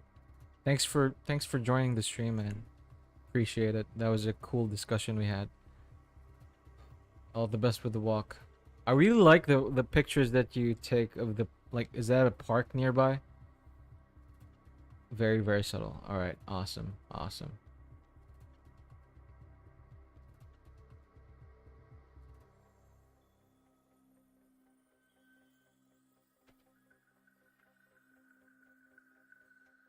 How you been, nomad, go mad?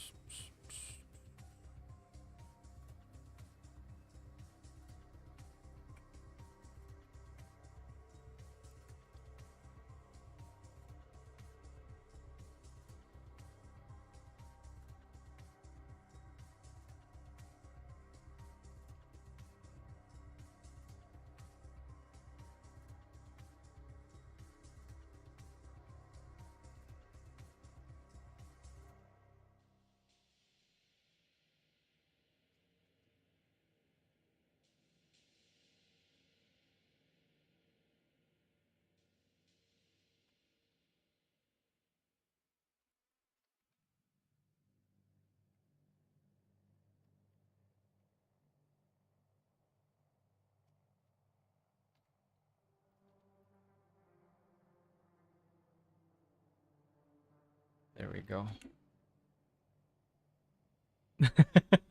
Yeah, it is. I don't want to call you by your real name in case you want to go for the privacy, or however.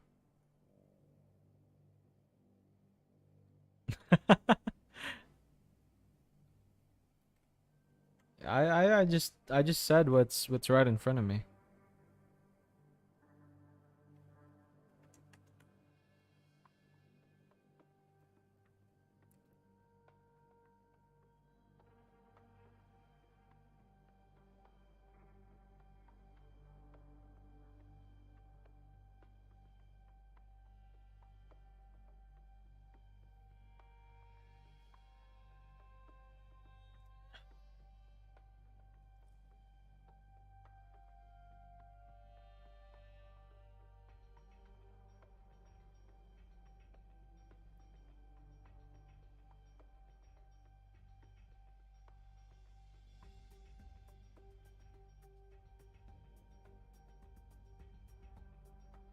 think this is looking fairly well. I hope so. Maybe we could adjust him to be a little bit higher into the canvas. There you go.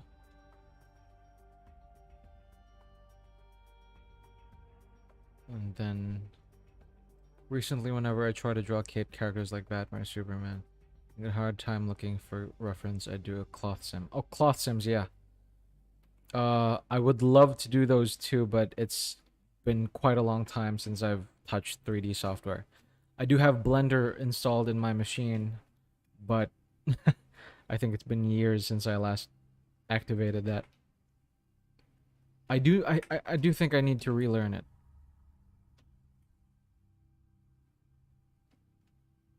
Oh no, the last time I touched Blender was probably last year when I tried to add some 3D models for the background and then paint over that. It was kind of experimental.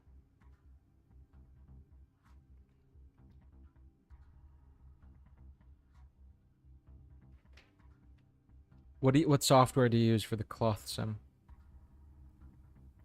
If I'm not mistaken, almost all software these days have some form of cloth sim.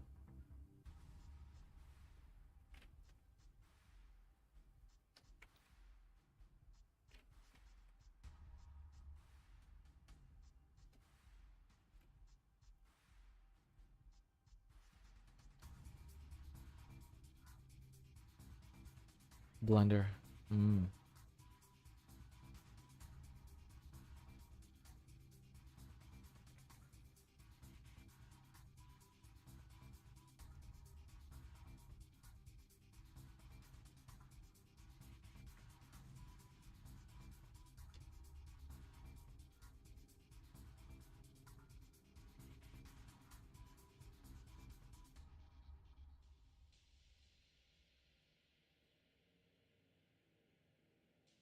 Haven't really tried any other software. I used to do ZBrush, but I don't think I was able to reach the point of integrating it with Blender. That's something that I wanted to do. Oh, Sculptress. There. I used Sculptress because it was much easier to understand the interface, at least. ZBrush is a pain in the ass to master. Just the interface alone is damn.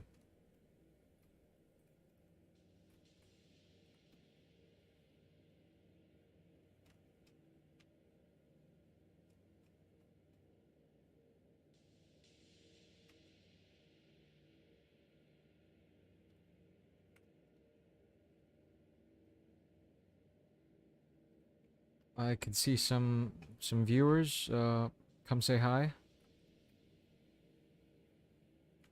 Like, let's talk about anything. That would be really cool.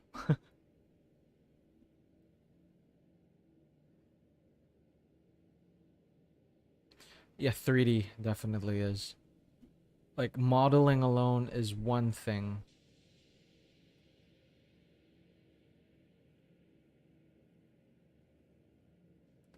And then there's also, what do you call that? There's also rigging. That's a completely different topic.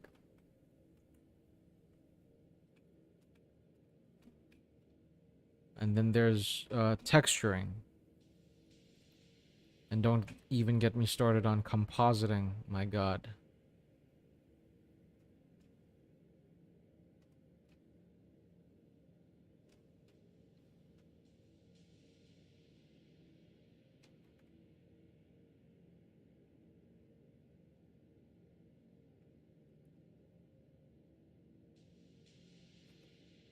Yeah, because essentially when it comes to 3D, you're replicating real life to the extent that could be possible.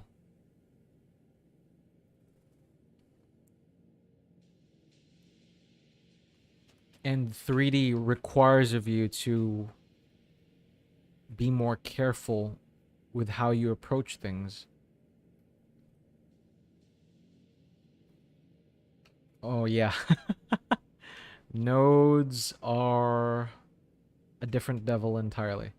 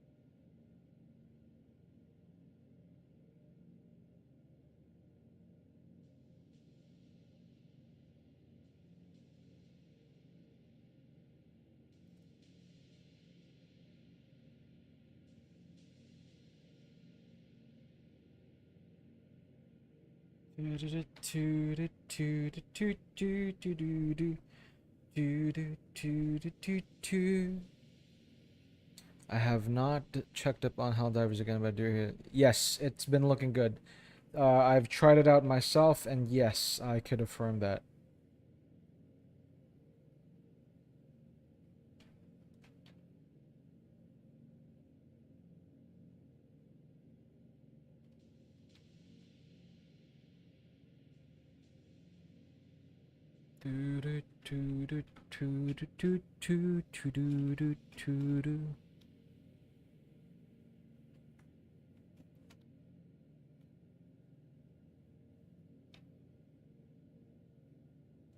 I particularly hate this section of this drawing because I have to integrate all different sorts of folds.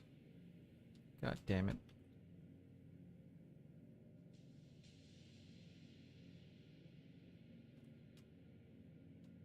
Have you seen the new Yakuza game? No, I have not. The Pirate in Hawaii. I don't think I have. Is it from the Sony State of Play?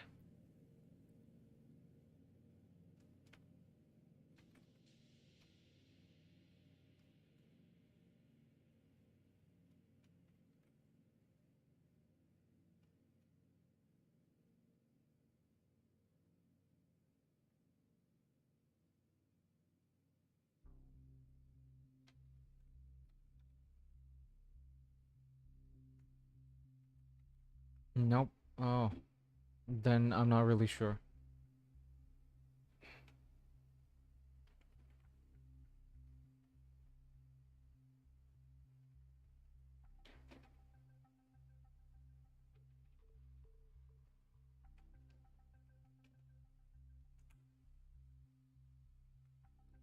Majima is the MC this time.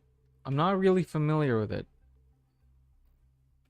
Uh, I'm not too familiar with, what do you call that?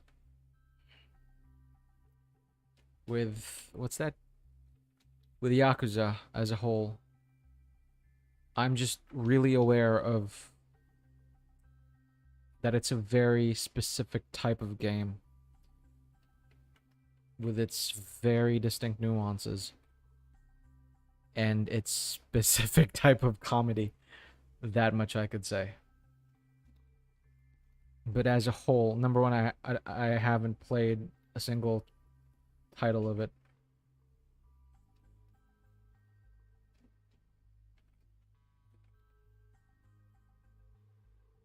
Oh, the eye patch dude. Yeah, I've seen him around.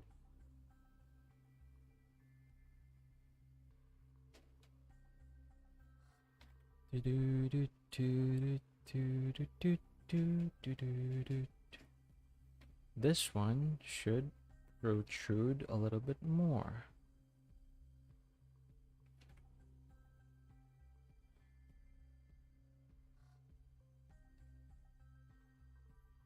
There we go. Oh god, my arm.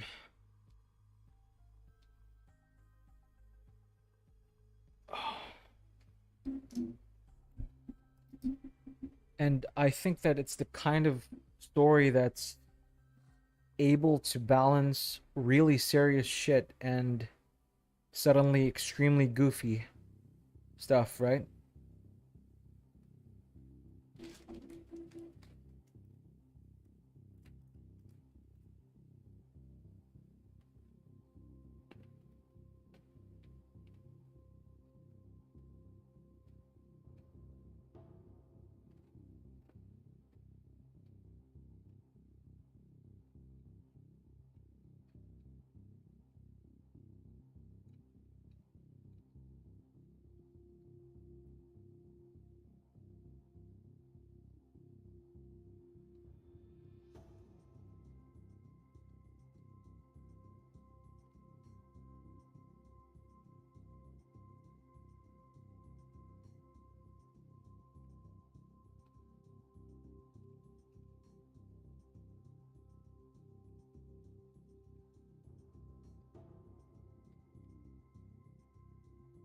Sorry for any chewing sounds.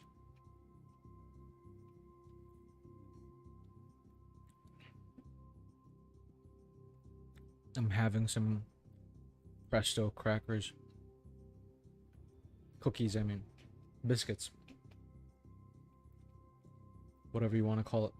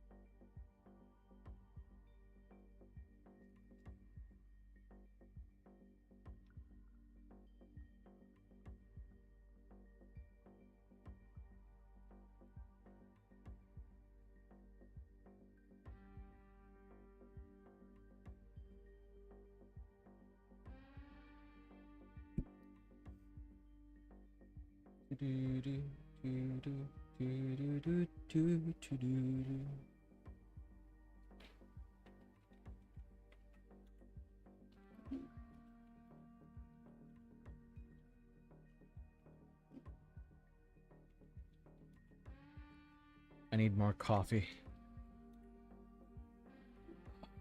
Well, okay. I'm surprised I still have some to my side.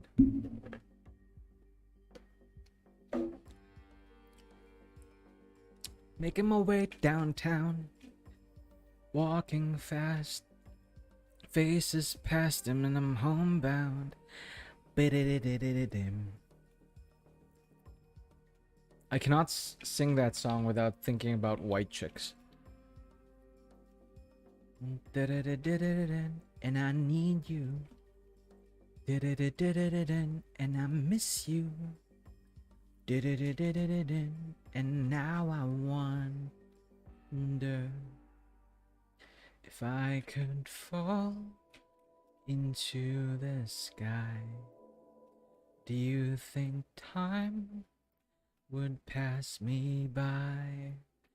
'Cause you know I'd walk 1,000 miles if I could just see you tonight.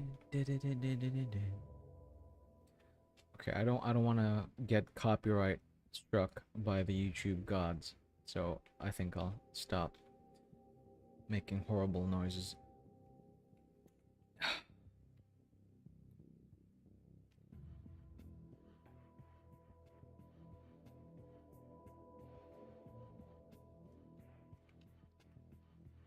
All right, we're gonna draw the back of the shoe.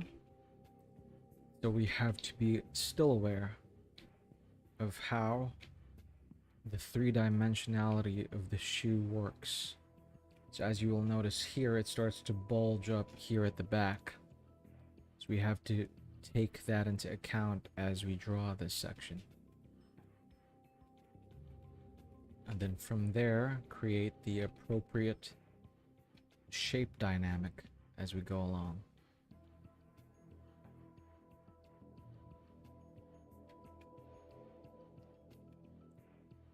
Helldivers and their fanciful boots.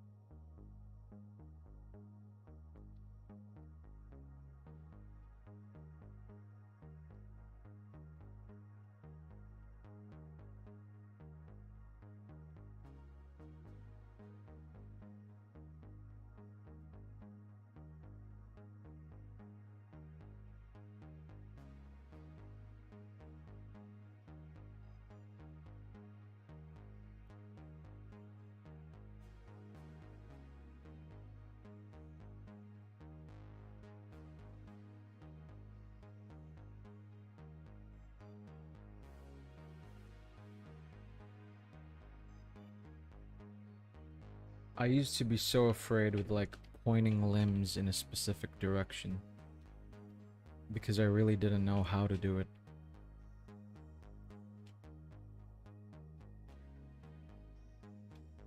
But once you stop thinking about them as limbs but start treating them as cylinders or triangles or things like that, it immediately starts becoming really easier.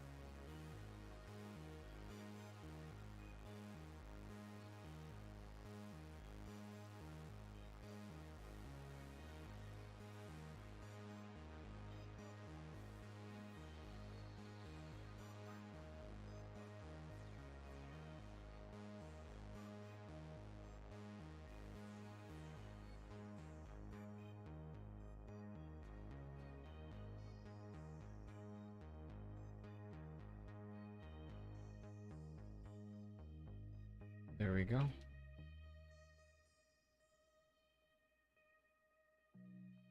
think it's shaping up.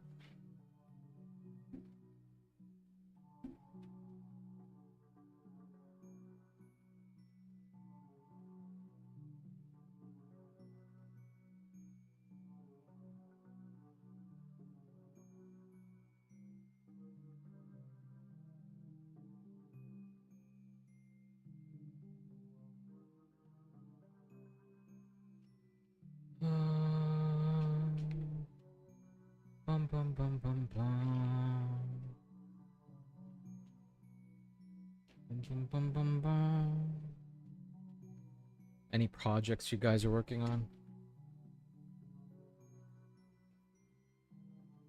While you guys are still on the stream.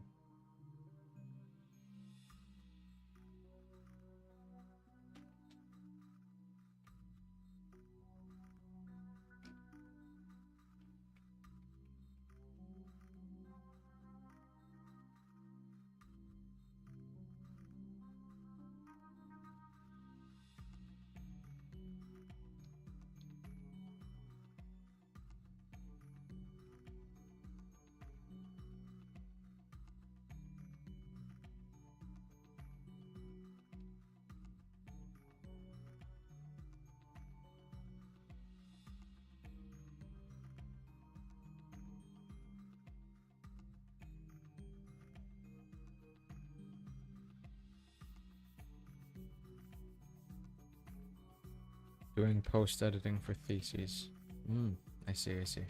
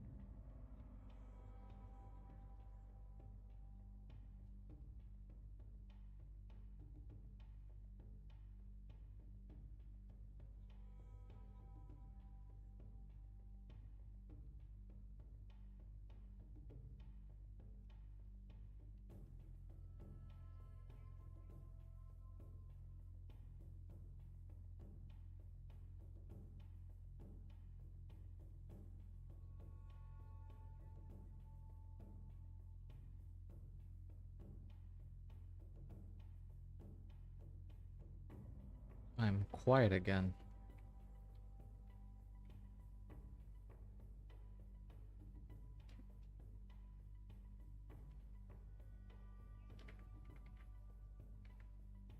Do, do, do, do, do, do.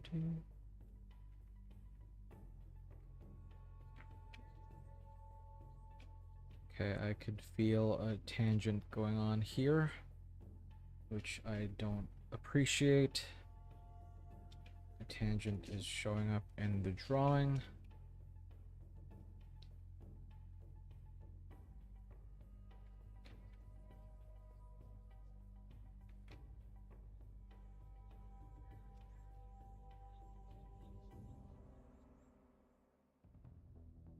Yeah, it just looks off.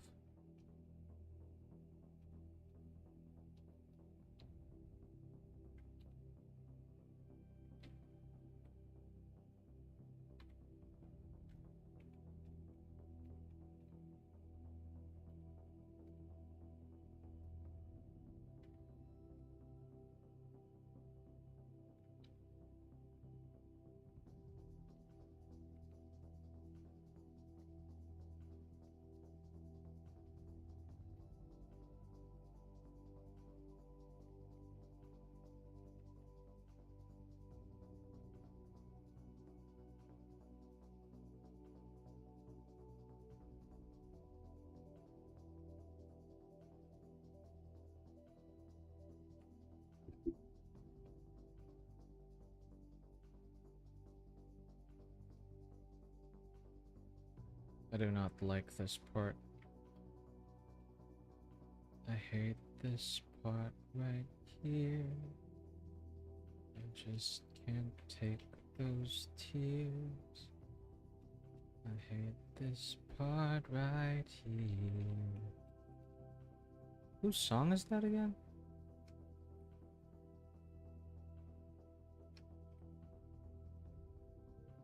Oh man, whose song is that?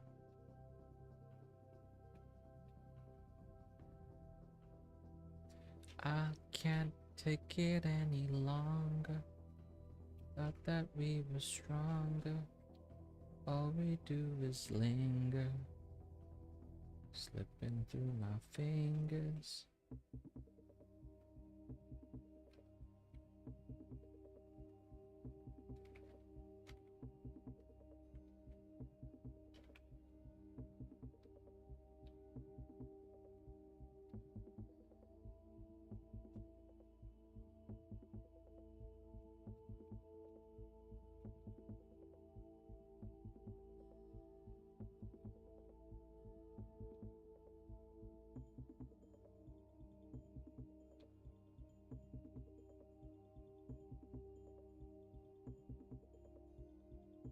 There we go.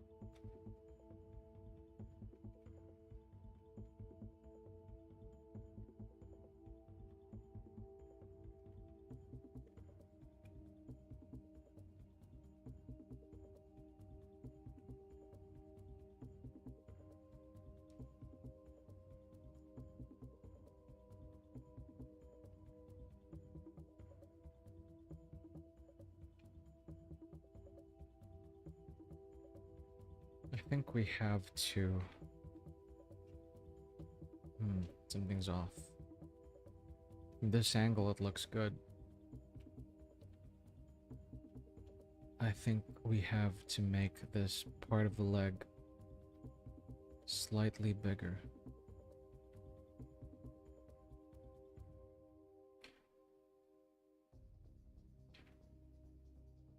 Yeah.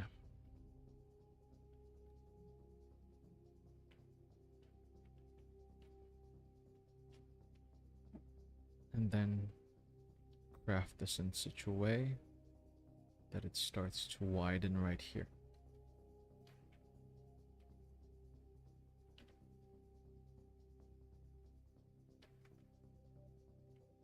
I think that's better.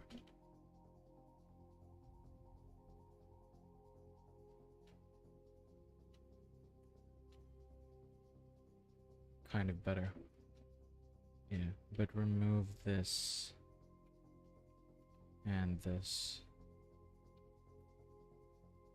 Damn, this is a balancing act. This too. We have to focus the compression over in this area right here.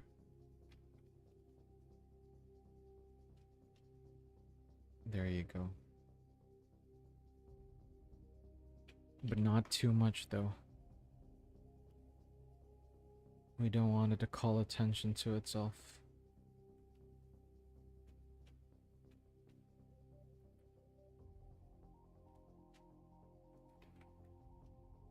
There you go. And then we can add some of these souls.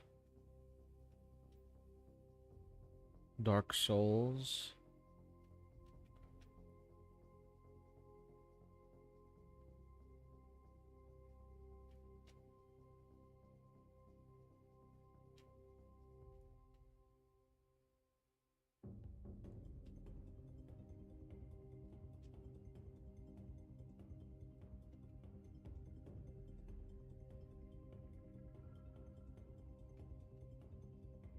Then we can erase these.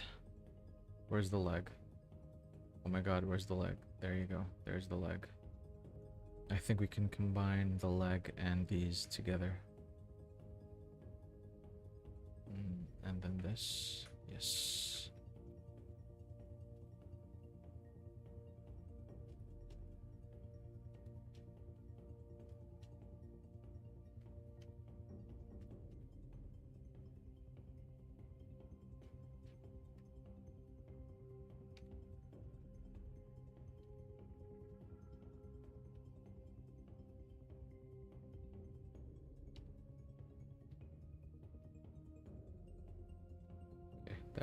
That is much better.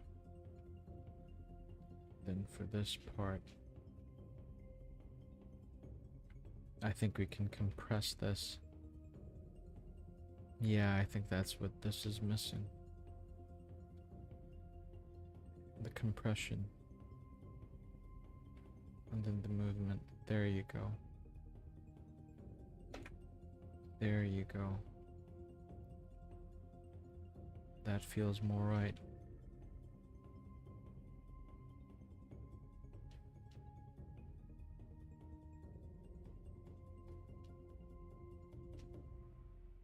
That's better. And then I think we have to show the back of the leg a little bit more.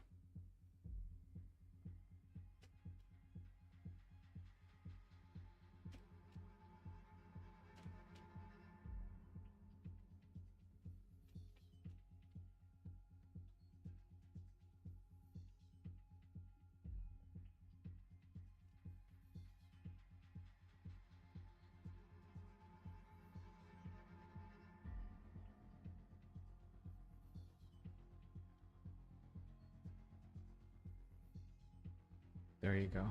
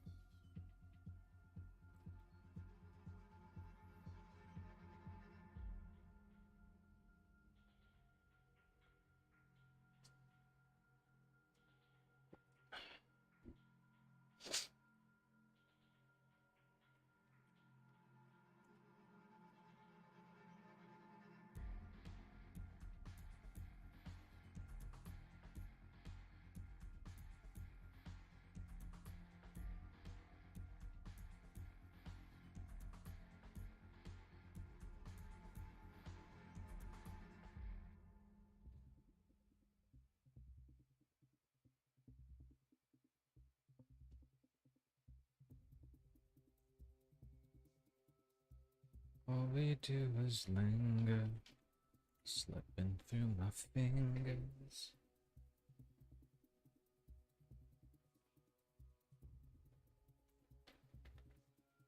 Can't tell you,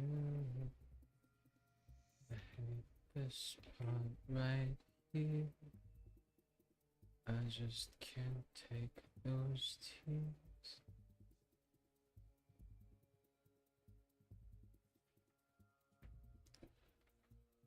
Oh, do do do do.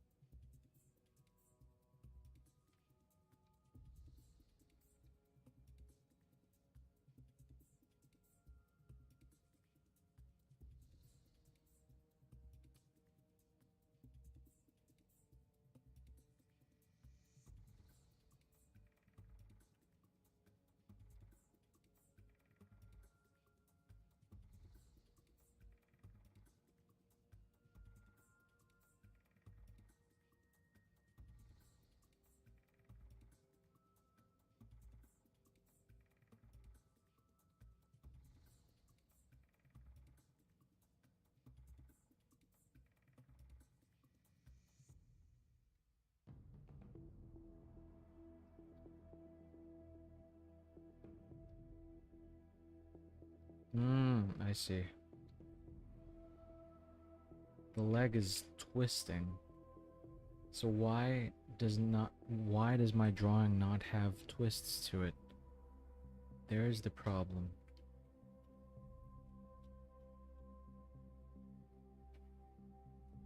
And it has to go both ways. Front and back. I see.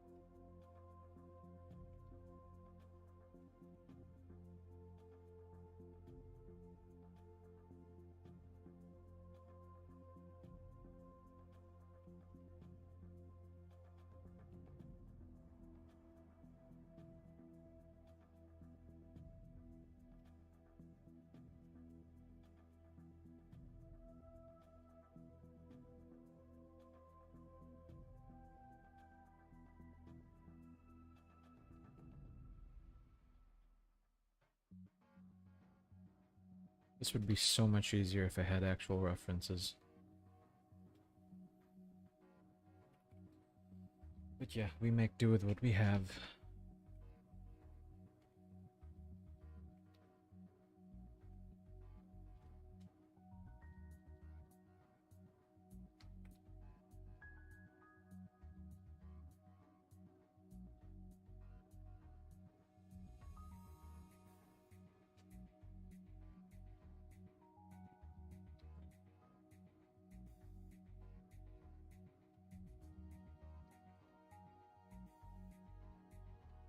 Alright, I think it is almost done.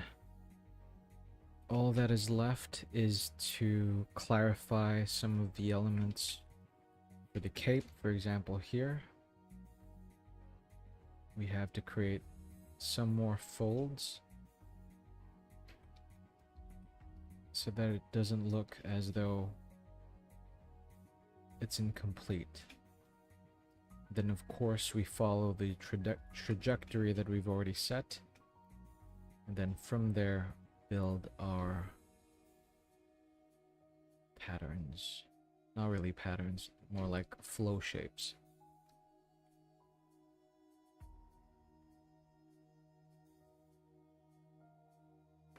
There you go.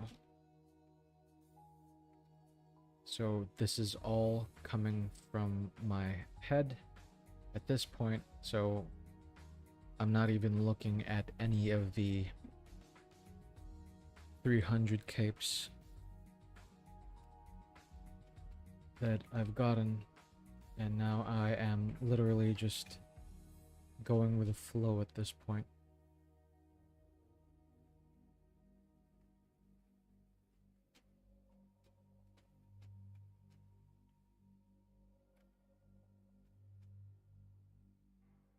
So this area is where a lot of the cape is already hidden and just starts to bundle one on top of the other. Especially this section, which we have to clarify, bumps into the rest of the body and twists and contorts because of the action that the Helldiver is taking.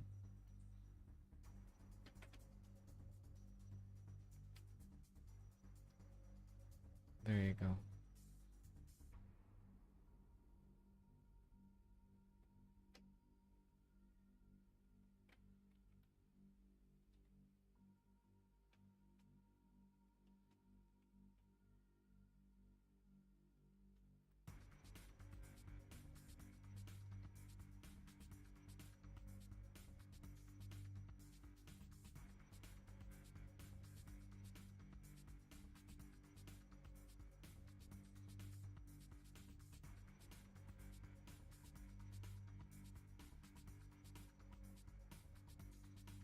And we still have to keep in mind that we're working with three-dimensional objects when we're working with capes. Sometimes we get to forget that and we end up creating bad forms.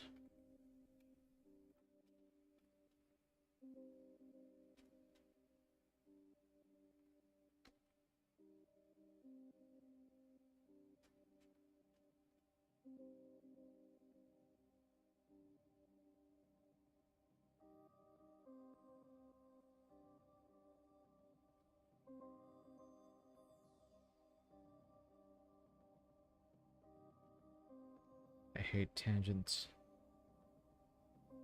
There you go, that's much better.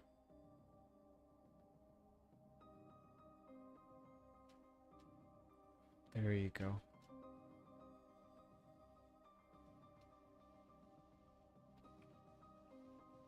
Alright, there's the Helldiver. With his arm ripped off. Now we can add some... It's not yet finished though. This is just the line art.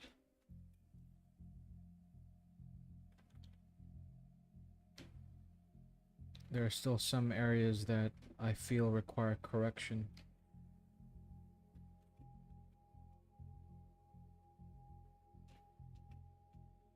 Alright, now we can pretty much combine all of these together. So I group them up, merge them together, and then what I usually try to do is duplicate the layer and then hide that layer again, and then just simply paint back the areas which I feel need more thickness. For example, these parts.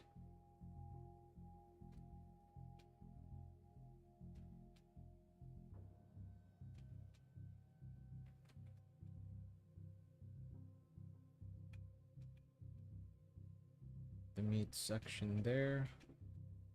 The three-dimensionality here. That section there.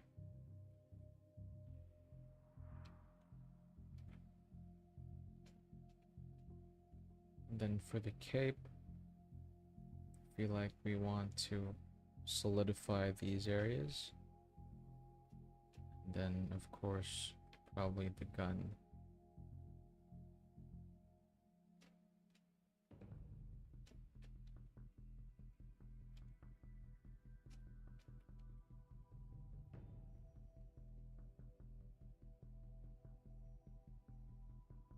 There we go.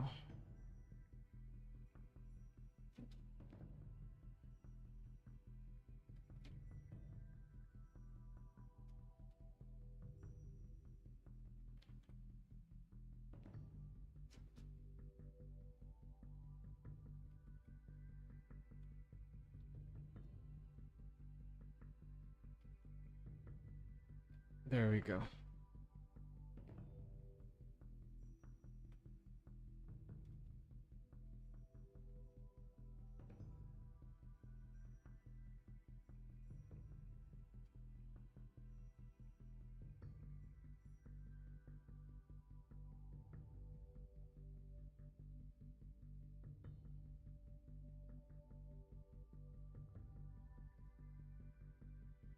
God damn, my arm hurts.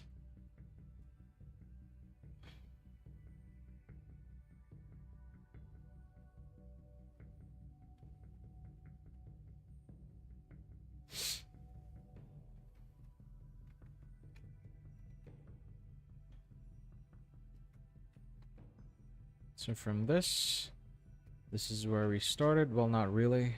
And then we have this. There we go. Now I want to add a little bit of blood.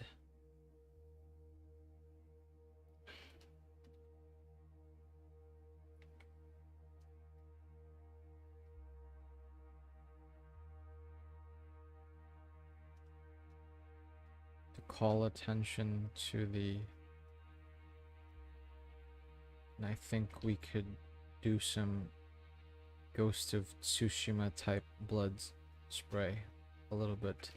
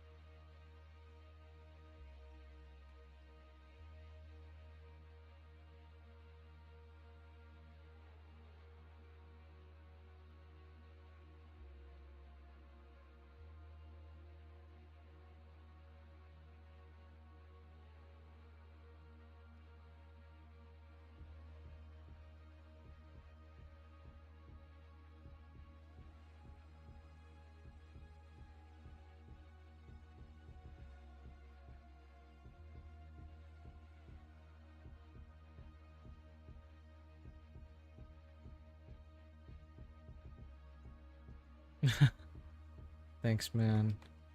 Dropping a quick message for the algo. Is that not how live streams work? Thank you. I appreciate it, man.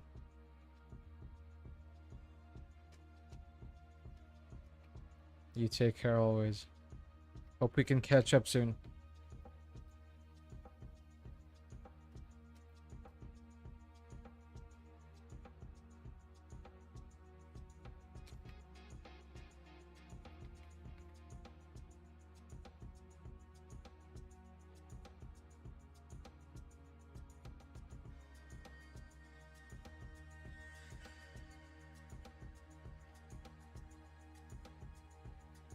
Hello, hello.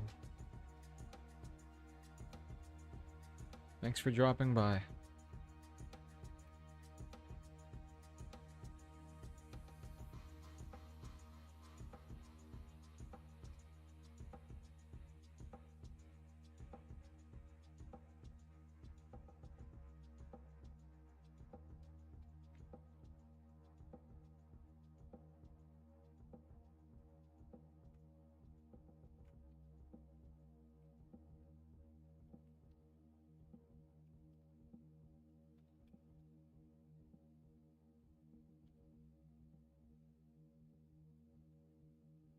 Mia Pause. Hello, Mia Pause.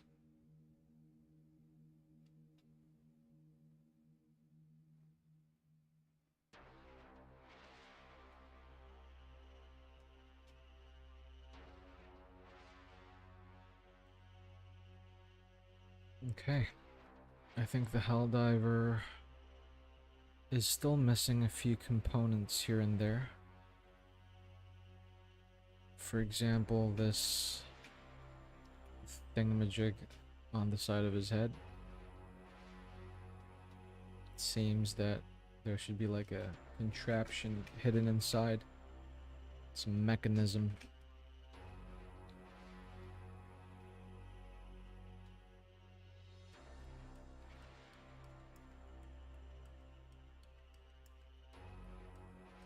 Let's simplify it. And then some screws over here, it seems.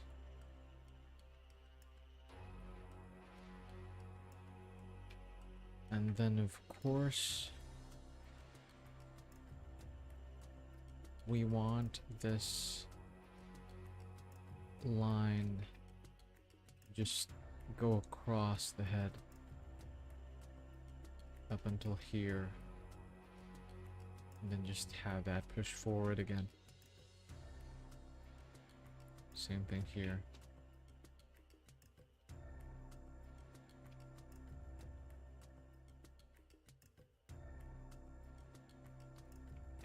There you go. It also seems that there's this bulge that happens on the side of the helmet. Like so.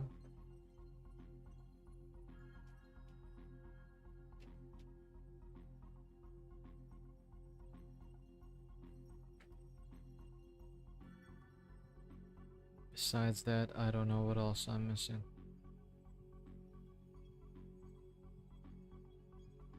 Yeah, shading, probably. Oh, our line art is already good.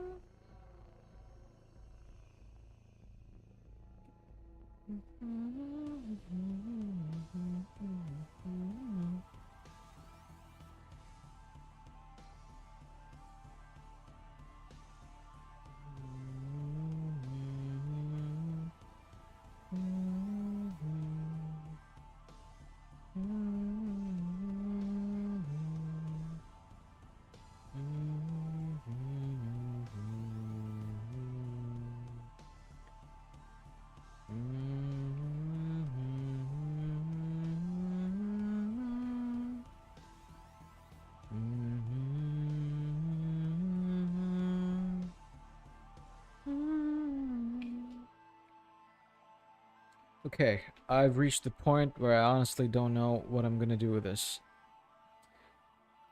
I think it's one of those circumstances where you forget. Oh my god, okay, there. Okay, it just dawned on me. I don't have the part where the cape connects with the armor. Oh man, I almost missed that. Oops. Should be here? Where does it connect? Here? Oh yeah, here.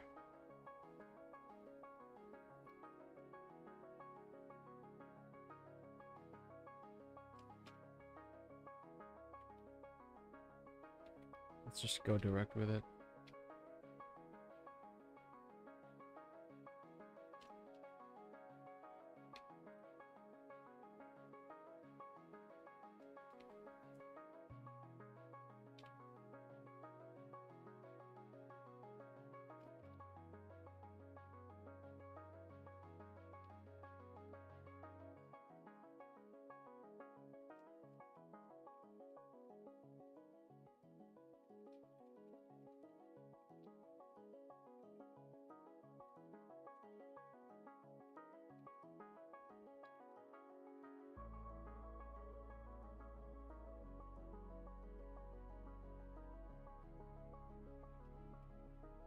There we go. And then let's just connect it where it should be. Create some bundles right there.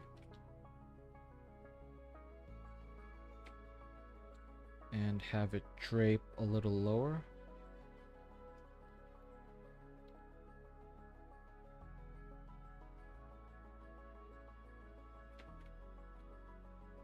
There you go.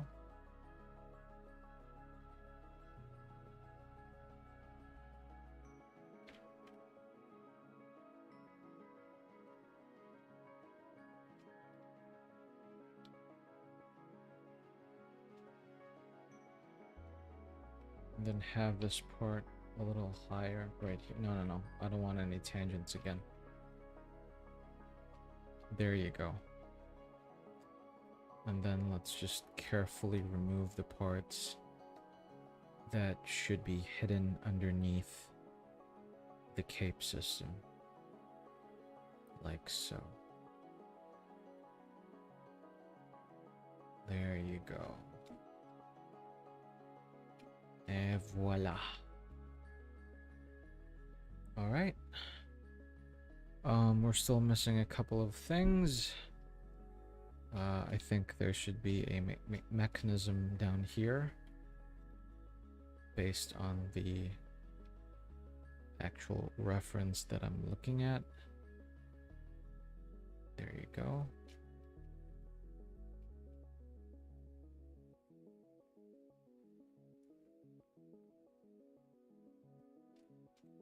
Yeah, but I think that's going to be a little too much.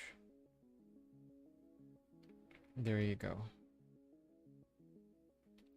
And then we reduce the size of our brush again.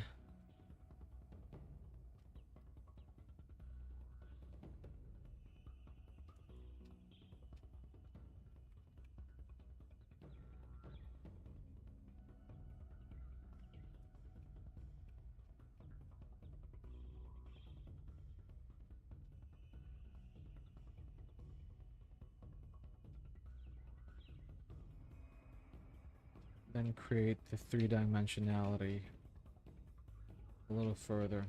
There you go.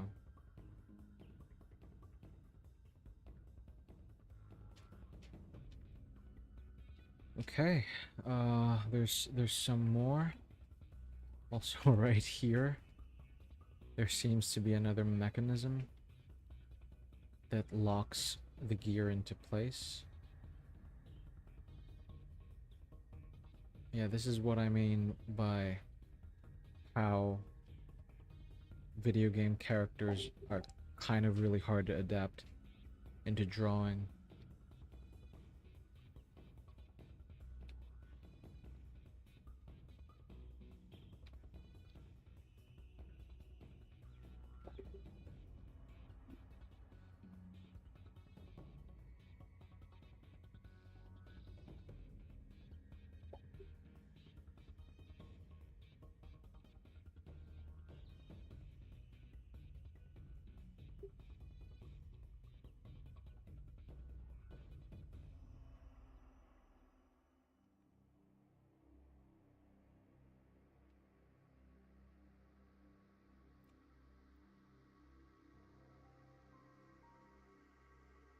Okay, I'm not sure if I should bother with some more of these.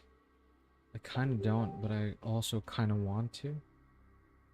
For example, here, there's yet another mechanism that locks the armor into place around here.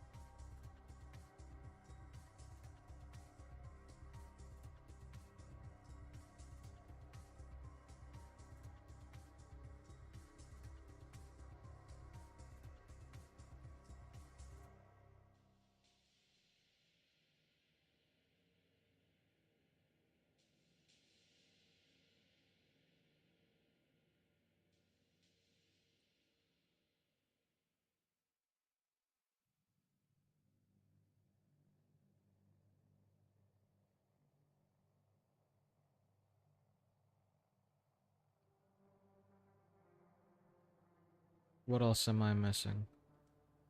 Uh, the logo for sure. We're missing that. The skull thingy. So when it comes to logos like these, I prefer drawing them separately. So I usually do them in this way.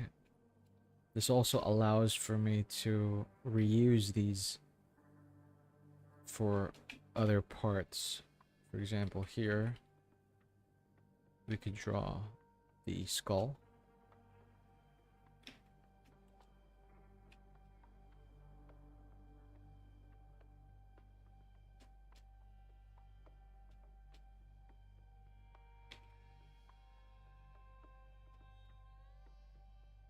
Now that I look at it, kind of looks similar to automaton heads.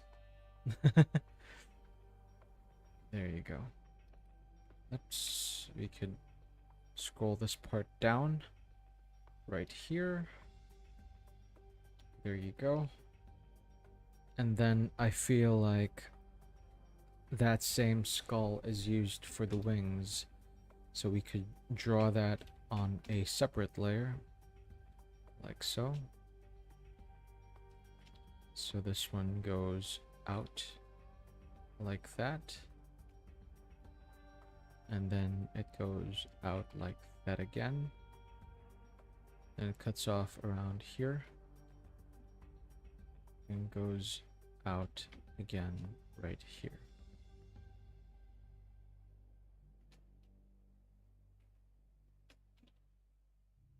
Like so. There you go. And then I think this should be thicker.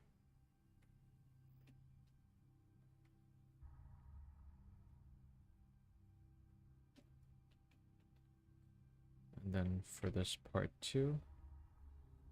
Oops, that is too thick. There we go.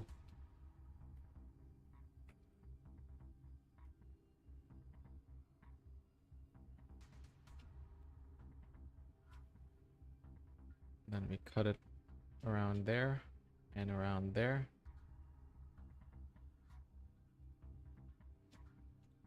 Nice.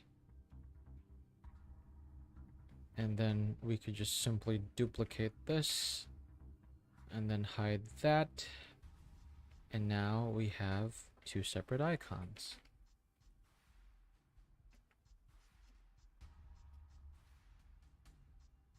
And then we could just duplicate this, move it over here, and then put it over the head.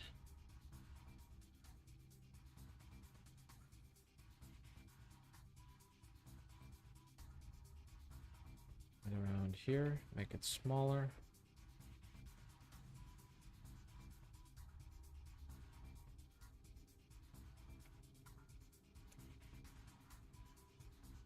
There you go. That works. And of course, another one at the shoulder plate. So we can duplicate that, move it here.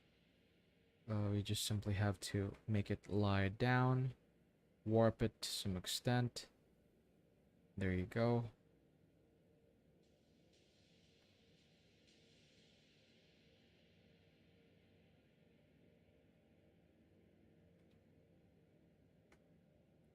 Yeah, something like that.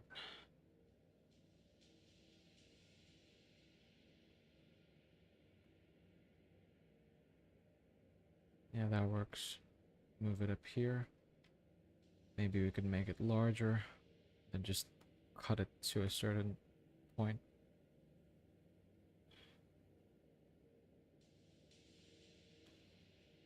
There you go. Curve that in. Make that punch up.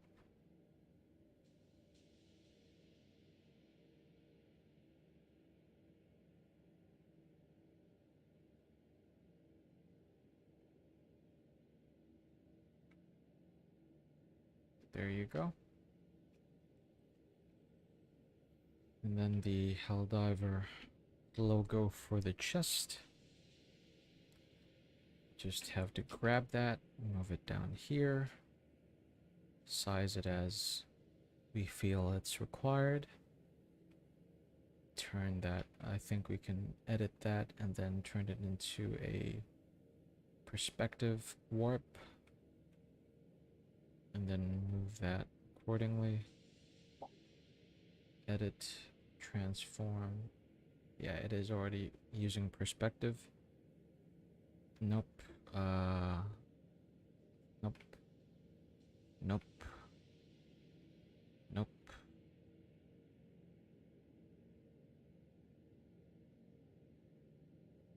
We have to move it. Oh, there we go. Okay. There you go. And then we set it back to our regular warp. Oops. Transform. Just warp. There you go. That's much better. And then of course we want to pull this top part right here so that it matches with the chest piece.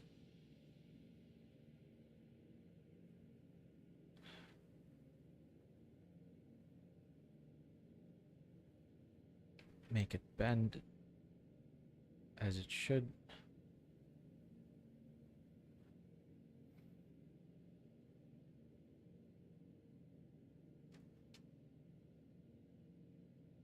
There you go. Make it extend because I feel like it needs to be extended. At least that's what I think. Then let's turn this into a 3x3. So we could, oh my god. So we could pull this down as necessary to make it look as though it's being skewed to a certain extent. There you go. Even if it's not perfect. At this point, we're not looking for perfection anymore. We just want to get this thing done.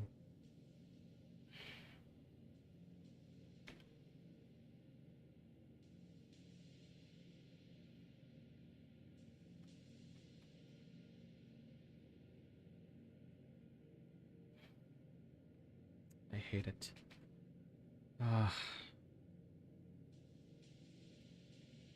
Edit. Transform. Perspective.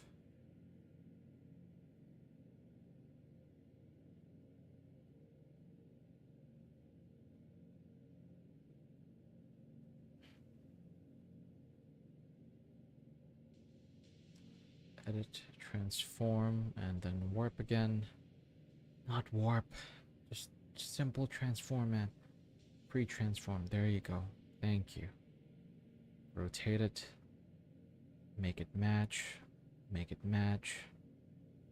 That's much better. Scale it accordingly. Then we just hit enter.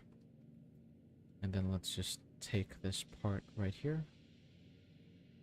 And then just bring it down. There you go. And then I would suppose we do the same thing here. And then just pull it down again, expand it up, pull it down again, expand it up one more time. And that should be a pretty okay looking Helldiver's logo. It's not the best. Yeah, it gets the job done. There you go.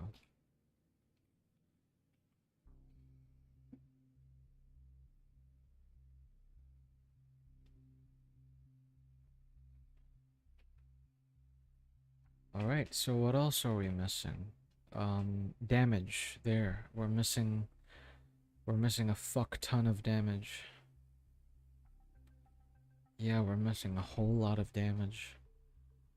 Our logos are already present.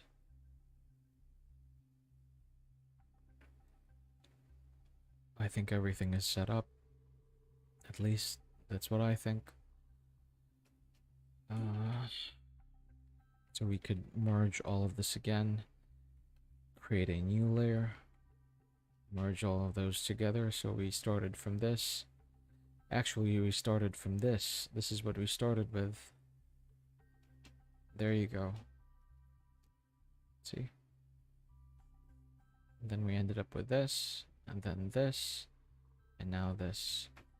So what we want to do is add a little more to it and subtract a little more from it. So I'm thinking if we're going to do that, still with line art, maybe. Just add some cracks to this baby. Yeah, probably we should do that. Why'd I duplicate it again? I did not need to duplicate it again. Turn that off. My symmetry was still on. Thank God I was able to notice it. So yeah, we could add some more cracks to this thing. Make sure that our brush is smaller than 9. Let's polish this because, oh my God. There you go. Because it's blurred out because of the skewing that we did. I know that maybe nobody's gonna see that anymore, but I see that and I'm obsessing over it.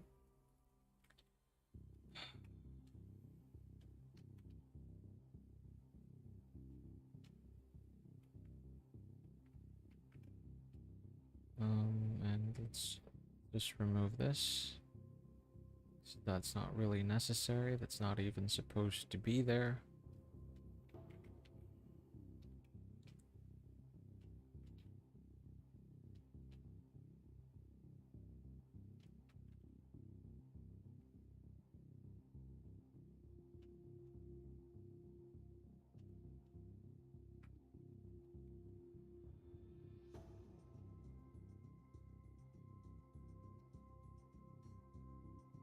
Sometimes when you're just drawing, you wonder what's the point of life. Sometimes you think, why are you even doing this, you know? You question your existence, you question why you were born.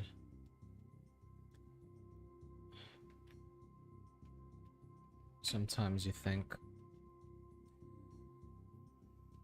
all of these things that I'm paying attention to and someone else looks at this, are they going to give it the same amount of attention that I am? Like, maybe I should just not give it attention.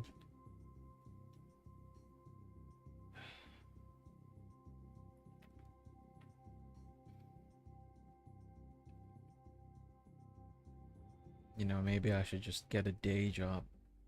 That would be nice.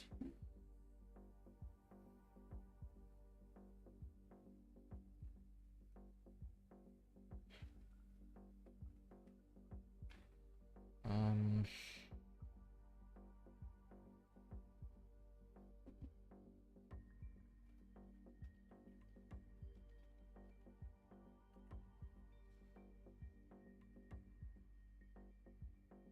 so right now we're looking into some bullet holes for our Helldiver. Artist by day, vampire hunter by night. um, Not really, no. Unless that's you. I mean, that would be very cool. Maybe the secret life of CK.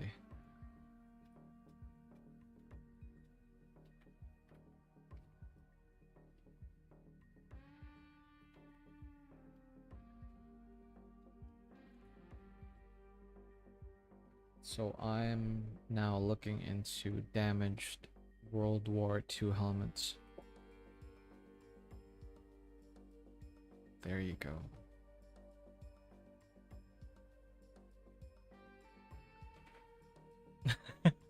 I don't think I have, so thank you. I'm glad that the world is relatively safer because of your services. It's greatly appreciated. Even though I may never get to live to see you slaughter any vampires. How was the walk? I hope it was charming.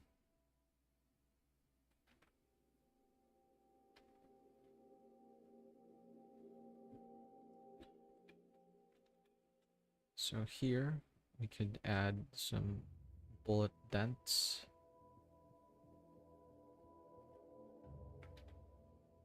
There you go.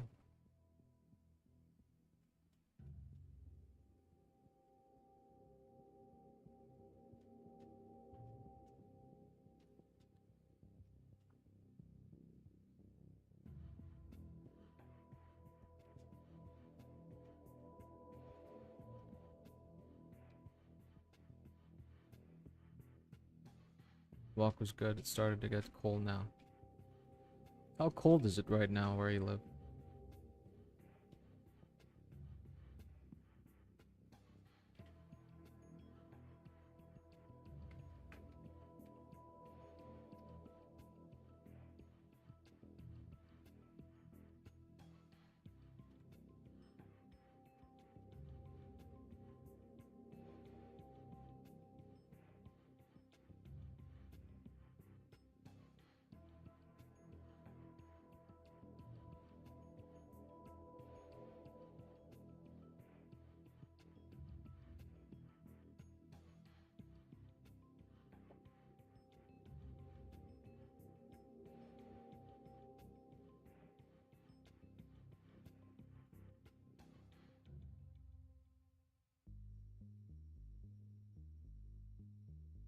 There you go. Some nice damage.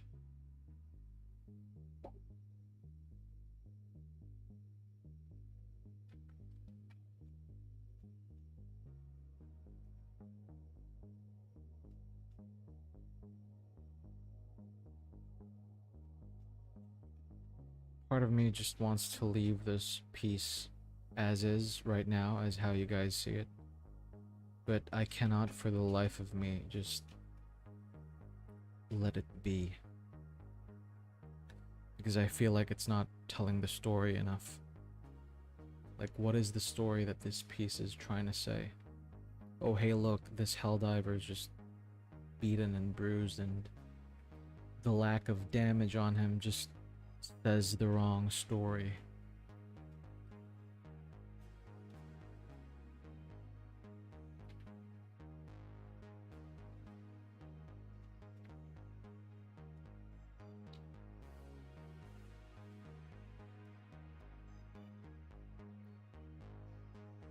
Excuse me.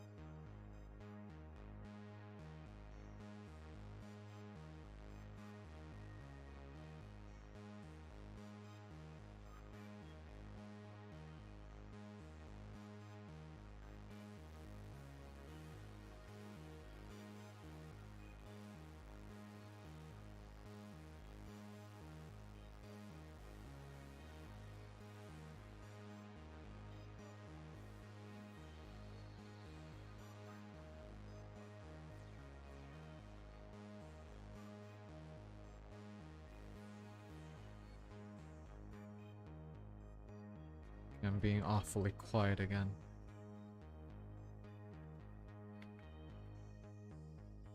What's a good topic to talk about, I wonder?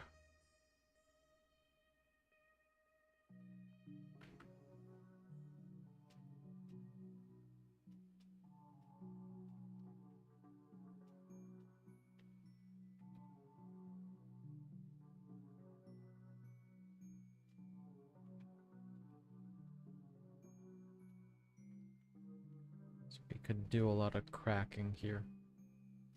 There you go.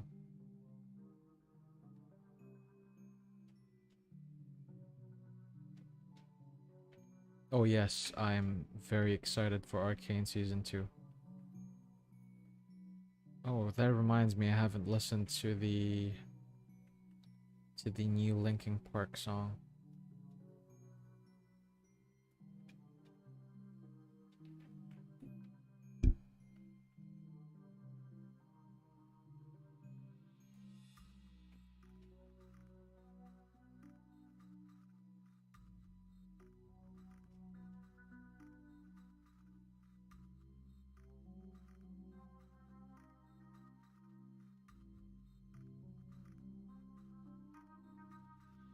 So the cape also should have holes in it. It's 12:07 right now.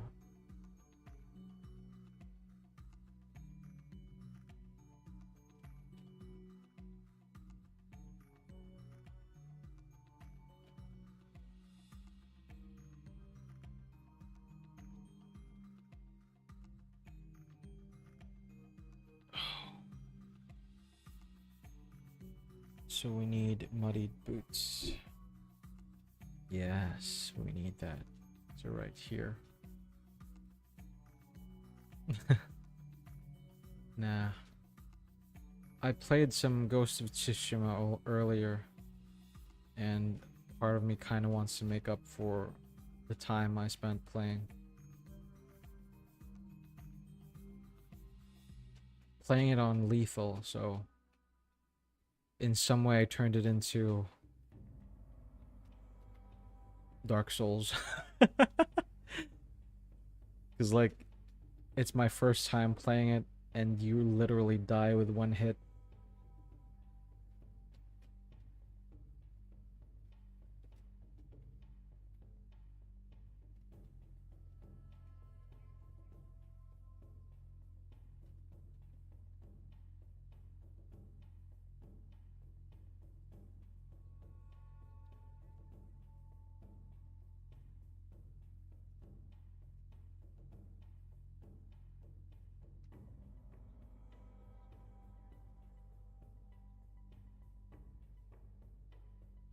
That is true. That is true. So once I get into the focus again, I don't know if I'll end up sticking around with it even though I want to.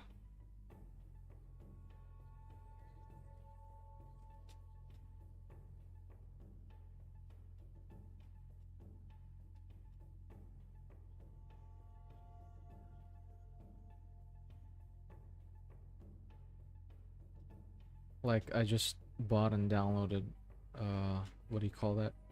Space Marine. And I haven't even touched it. And I'm planning not to touch it until around the weekend. Because if I touch it anytime soon, I don't think I'll be able to finish anything.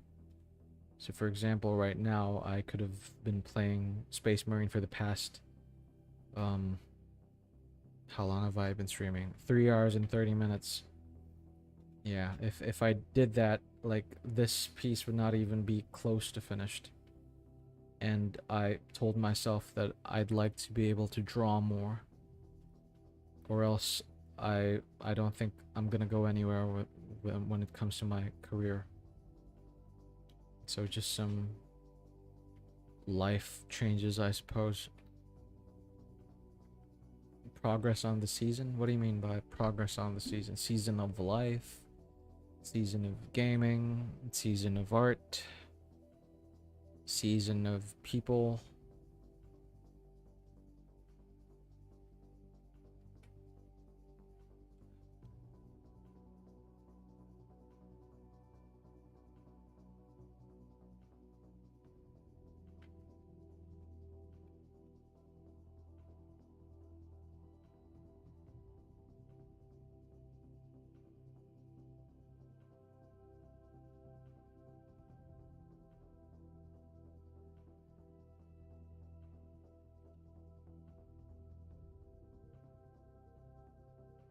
Season pass.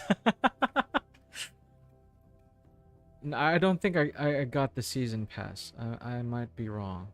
Yeah, I just got the ordinary bundle. Unless if you get the ordinary bundle, you could also play the season pass. Oh yeah, definitely. Don't worry, I will play it. But like as much as I love the concepts of other people, if I dabble in the concepts of other people, I end up missing out on the concepts that I should have been, you know, proliferating.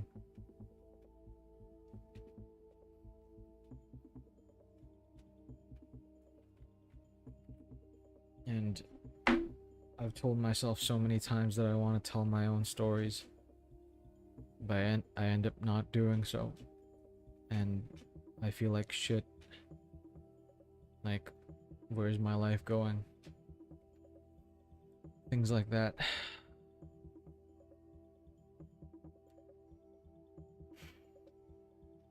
Especially when you're living life by yourself. And yeah, you don't really get support from... Anyways, I don't want to get into that.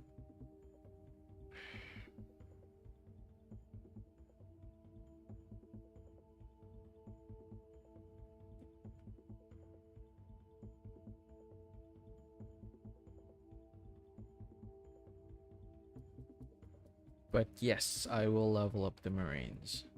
Do not worry. We will kill Xenos.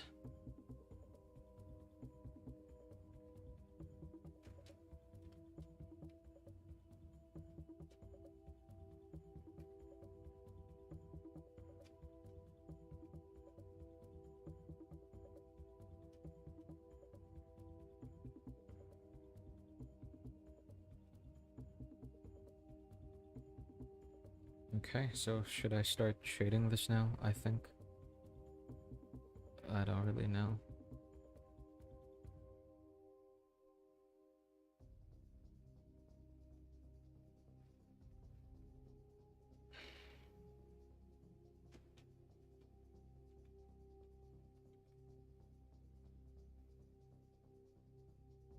Okay, let's create the layers for this. Beep, beep, beep, beep, beep. 1 pixel. Solid color red. Always go for red. I don't know why. Maybe because it's my favorite color.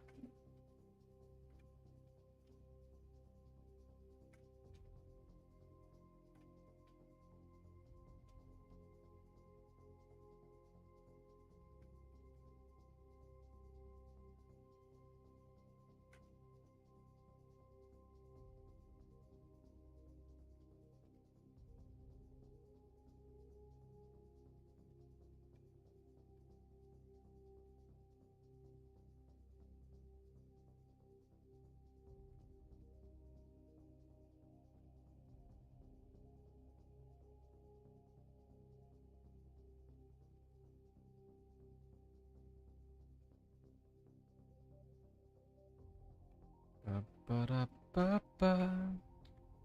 Jollibee.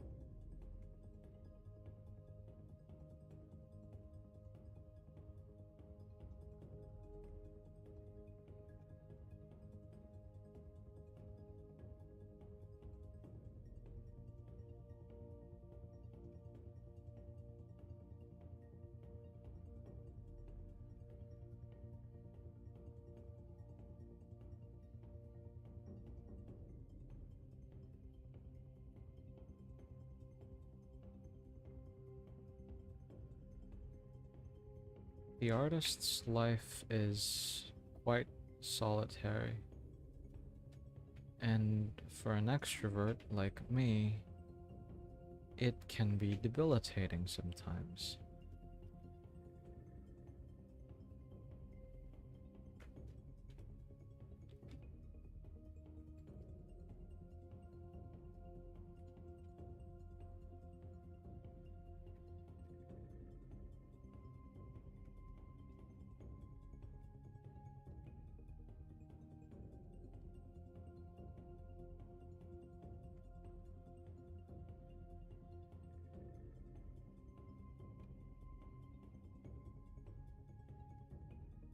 We can do this.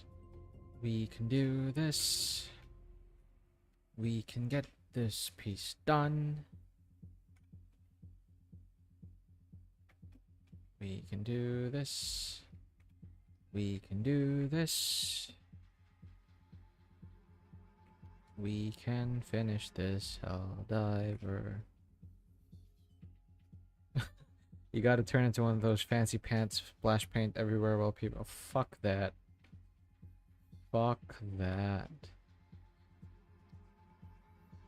Well, they do make a lot of money, so. And they're still called artists for some stupid reason. Abstract art, my ass. Oh, it's the randomness of things. It's not art. It's not art.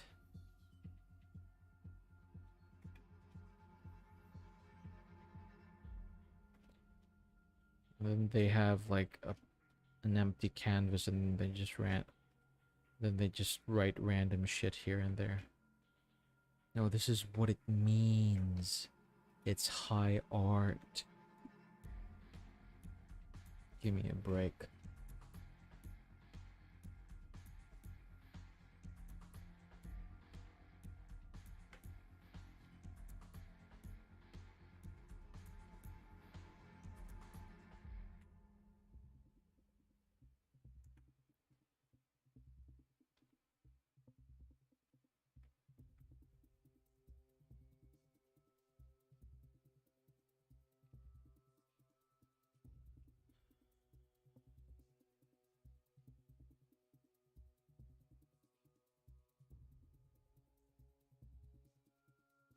I am Paul Muad'Dib Atreides,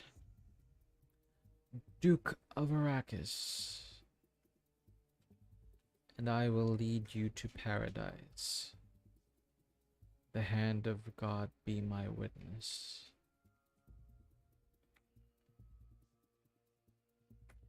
Isnadaja.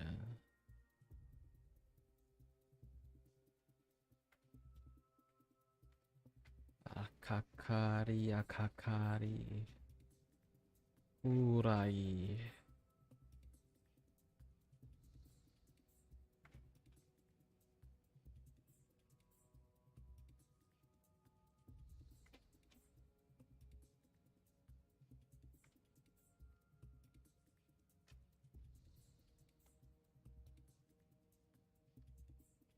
There we go. He's forming up.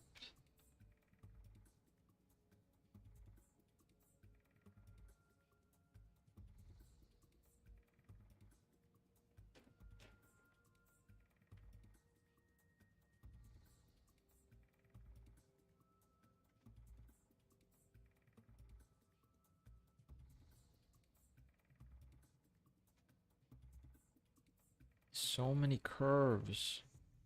Why did I put in so many curves?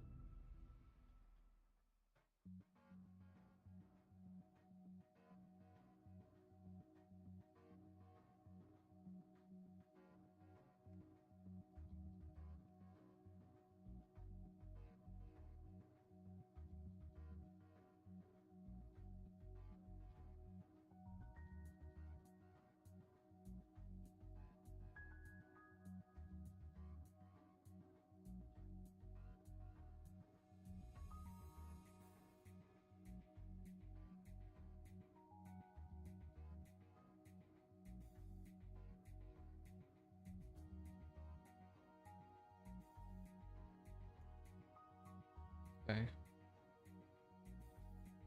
That's forming up, most definitely.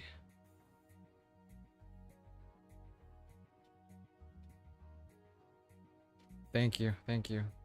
You too, man. Take care. Thanks for dropping by and sticking around. I appreciate it. Thank you. Yeah, I also have to teach class tomorrow. Or actually later, because it's already 12.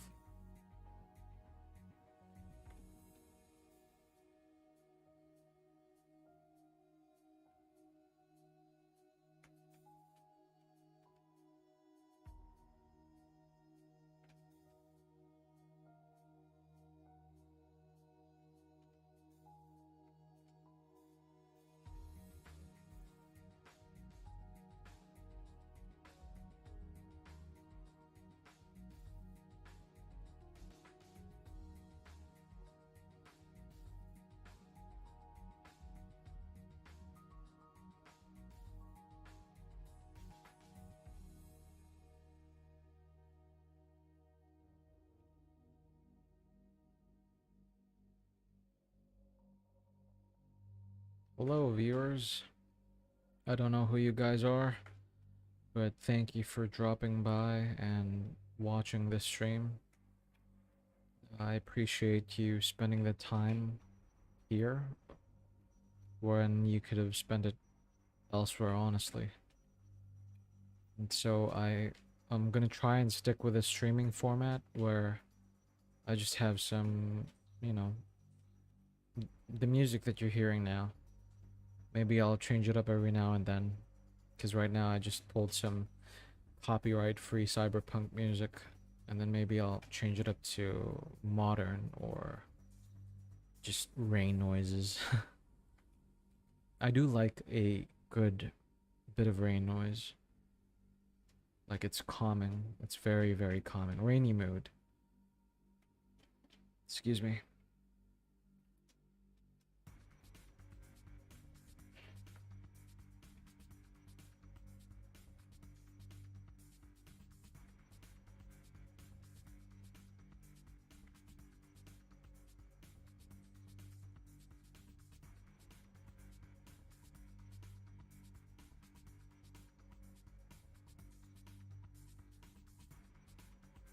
I really want to find the balance when it comes to my art style between Hiroaki Samura and Shinichi Sakamoto. Like, those two, and Inio Asano. They're the artists that I want to match when it comes to quality.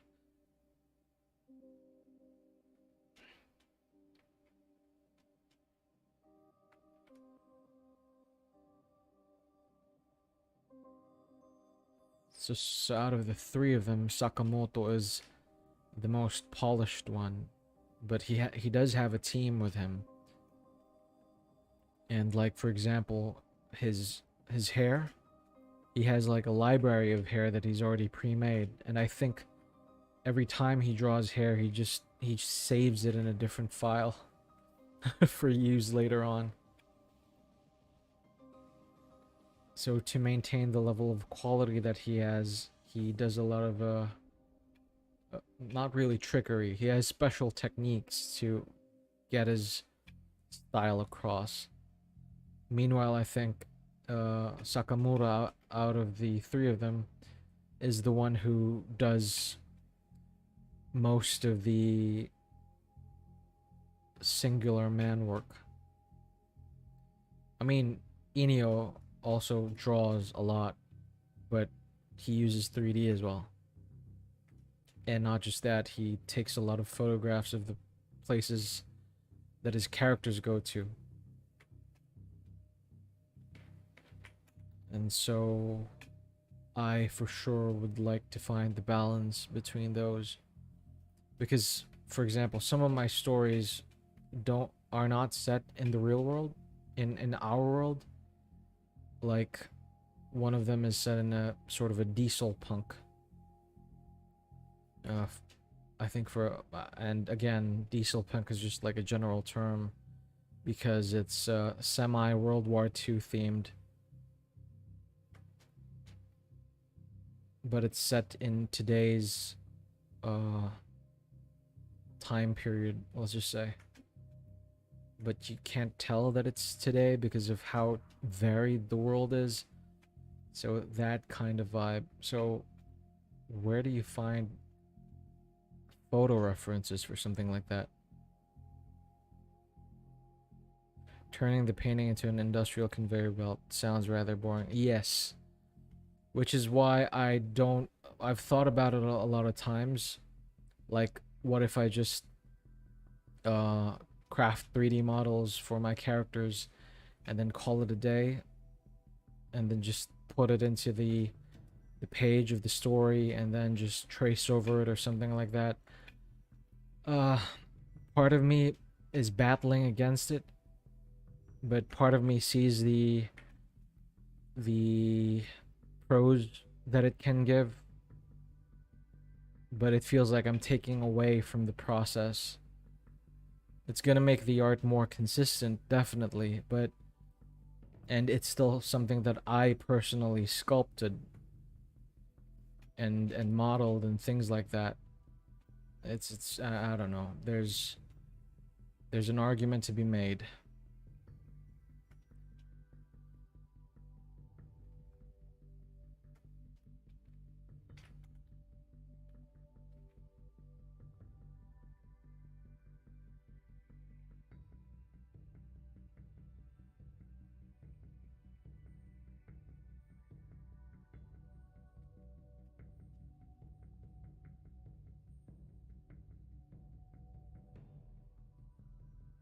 But then again, a lot of my designs are,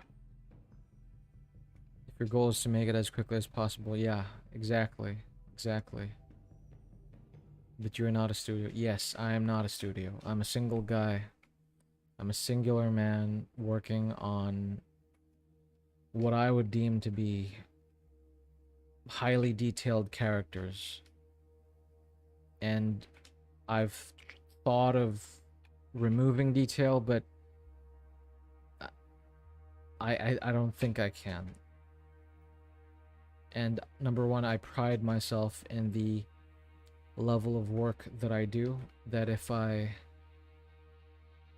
stir away from that, I'm kind of killing a part of what makes my art what it is.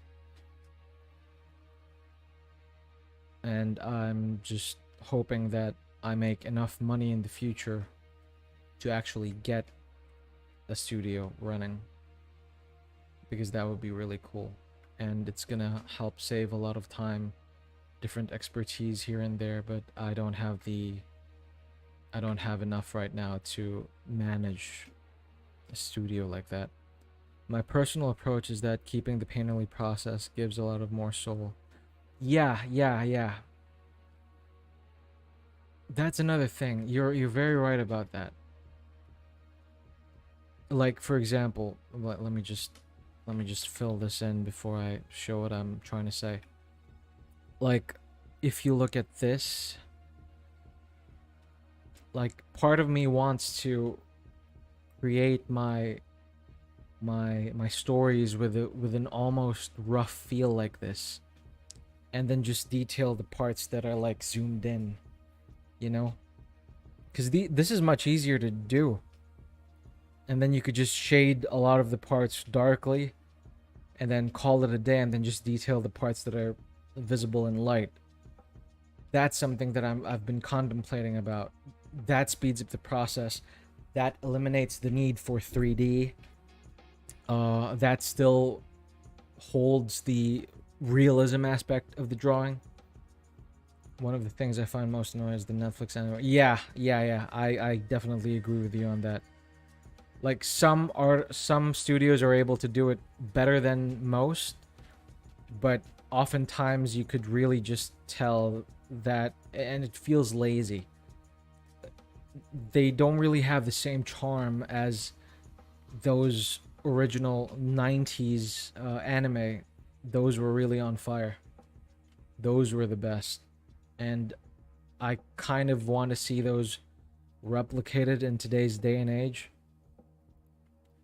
The thing is, if you detail everything ever, you're just making exactly that too. That too. So the only one that I liked was Arcane because Arcane, even though it was 3D, they took all the steps to number one, texture everything by hand, and that's because they spent shitload. Yeah, yeah, exactly, exactly. On your point about details, yeah, I do definitely agree with you. Like for example, I might use 3D as just benchmark for perspective, but then afterwards, I feel like I'm gonna still end up just drawing everything by hand. So I just want to be as accurate as possible with maybe the size of people in relation to the environment that they're in, but then the environment still gets drawn by hand. And then maybe I don't need to draw it too much because I could still add fog to it, or depth perception, a depth of field and things like that, and then I could just blur it out intentionally.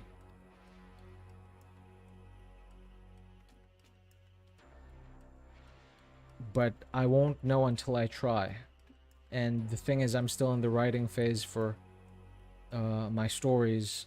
I need to get out of that writing phase and then start storyboarding and drawing, and then see what works best. Because another thing is, I want to keep it consistent. I don't want to. If you remember my Gandalf painting from a few months, the whole Khazad Doom was created. Ooh. And rendered it, etc., and then covered about 80%. See, he still did all of the painting.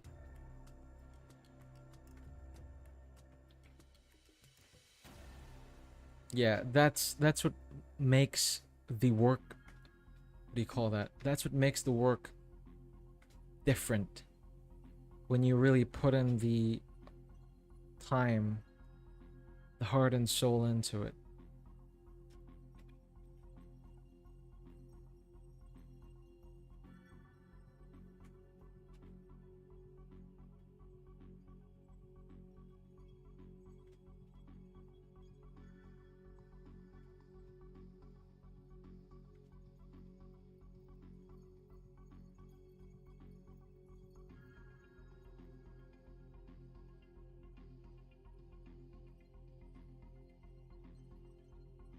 That painting took about a year from start to finish. God damn. What took the longest? Like, which part took the longest? Okay, so I thought I was alone and taking like a year to finish something. Damn, okay.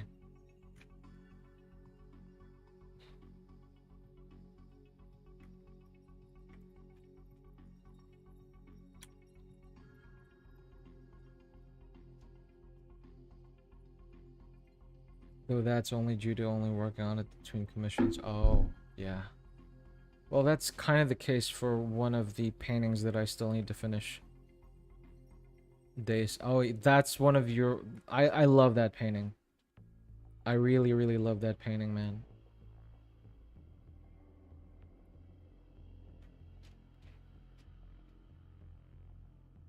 And Boromir. Oh, the Boromir one.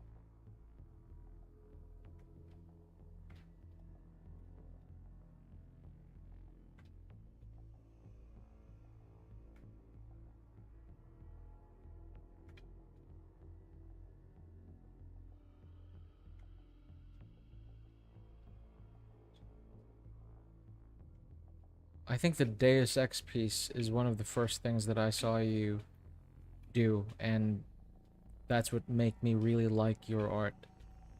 I was like, damn, this guy can really, you know?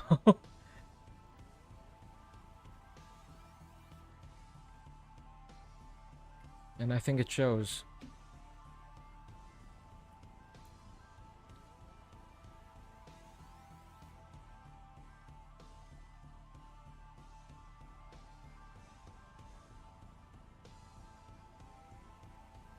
It's very much well deserved, man.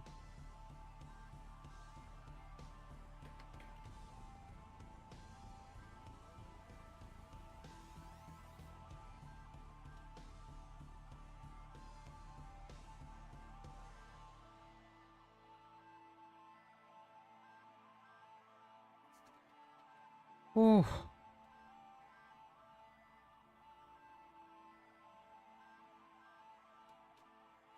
Big iron on his hip.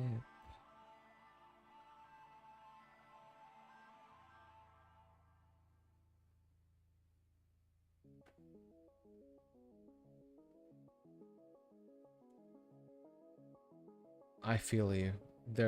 There's honestly a lot of pieces that I also want to do. Too many paintings to work on. Yeah.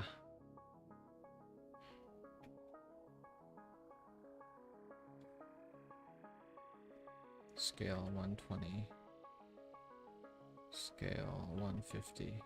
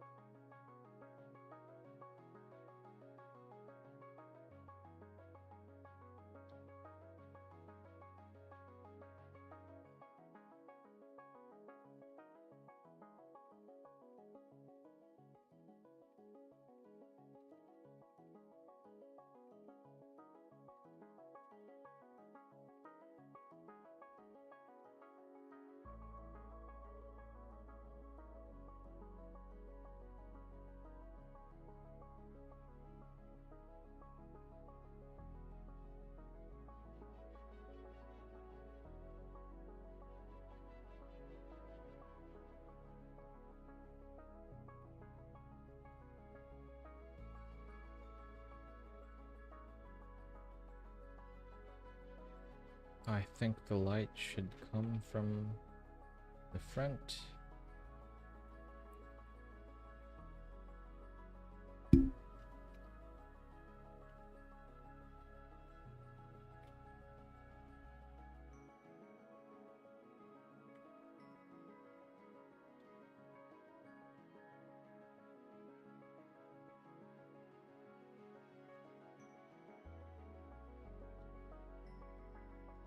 The big iron on his head.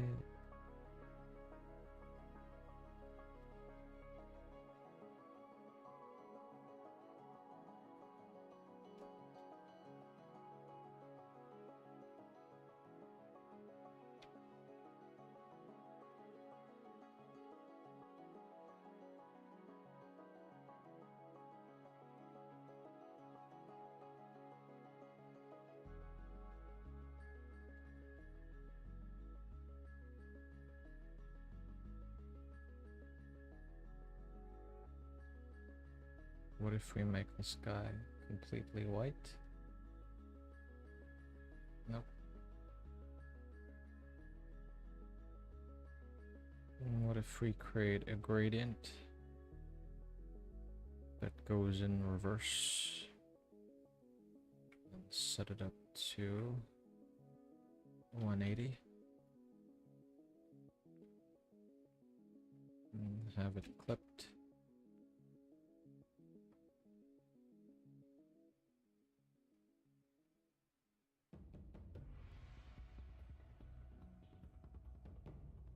$200.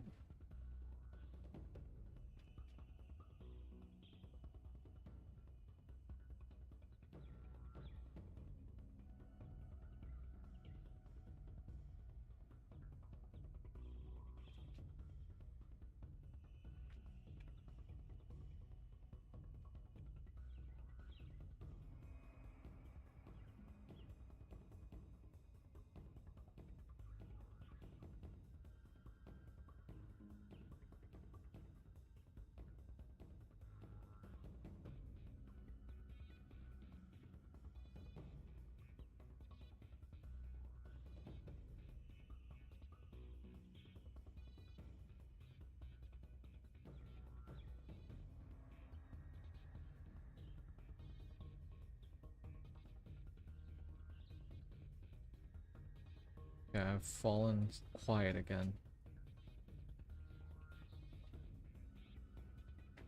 Matt, just, I guess it's habit.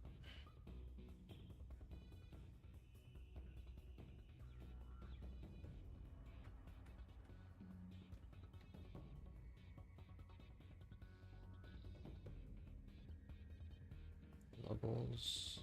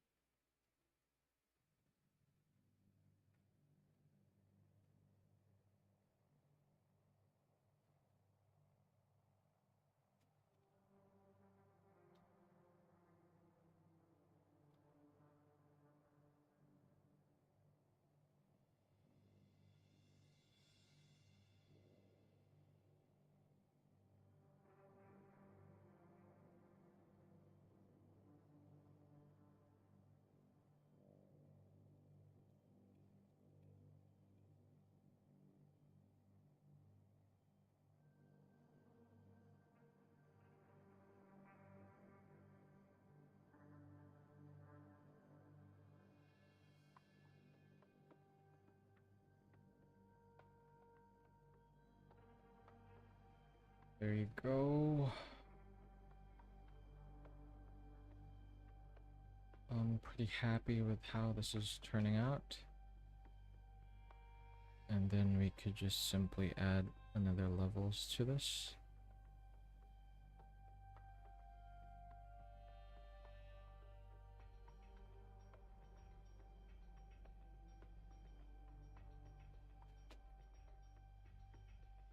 There you go. And then add levels again. This one. Except we add a gradient here.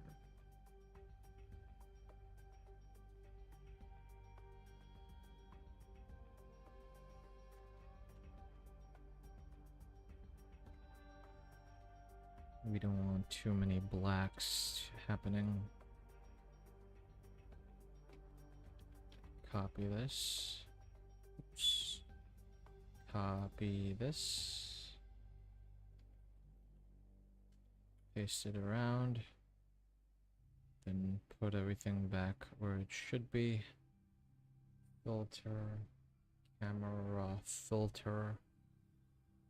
And then just add our grain effect. Midpoint. There we go.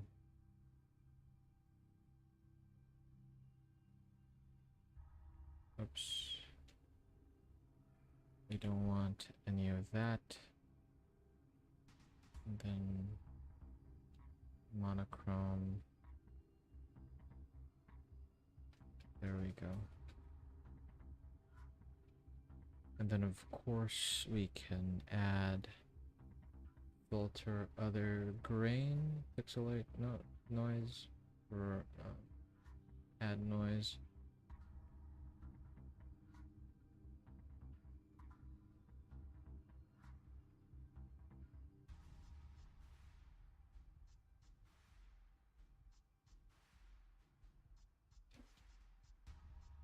Nope.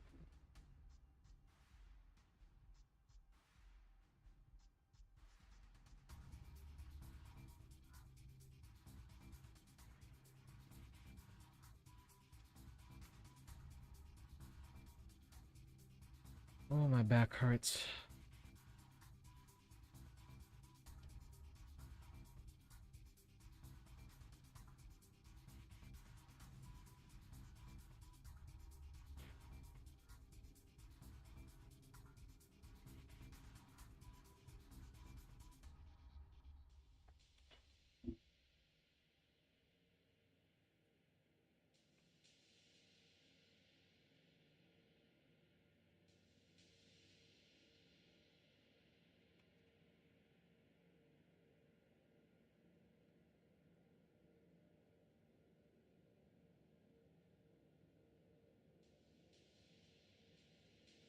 Should I still color this? Oh man. Should I?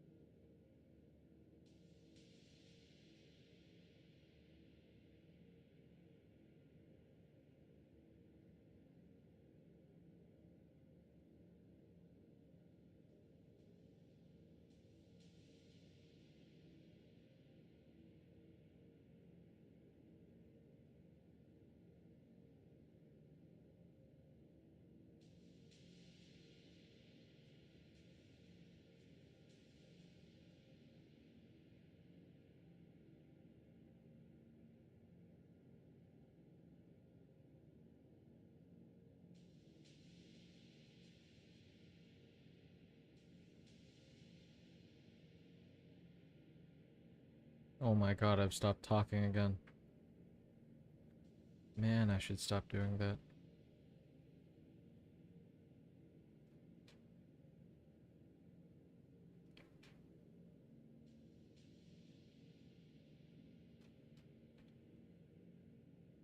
It is not good for streaming when you go silent.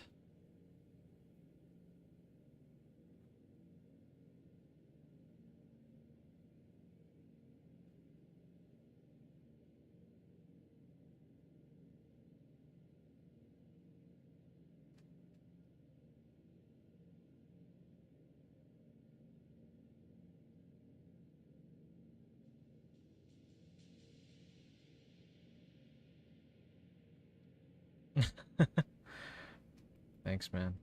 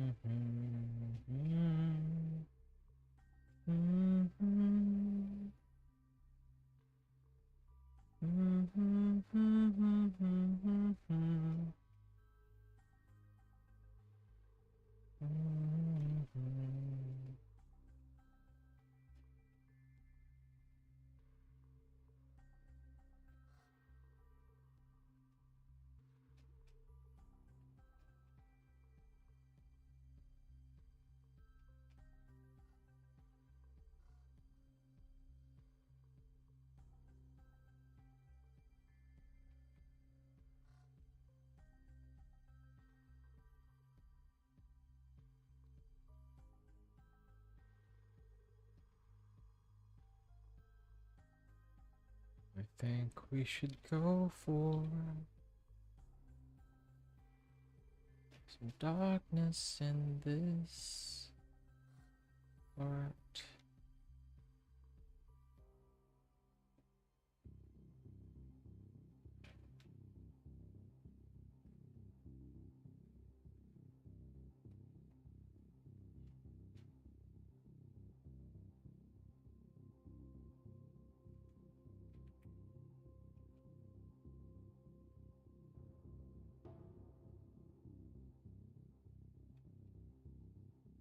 What if you just keep it like that? Just white, you know?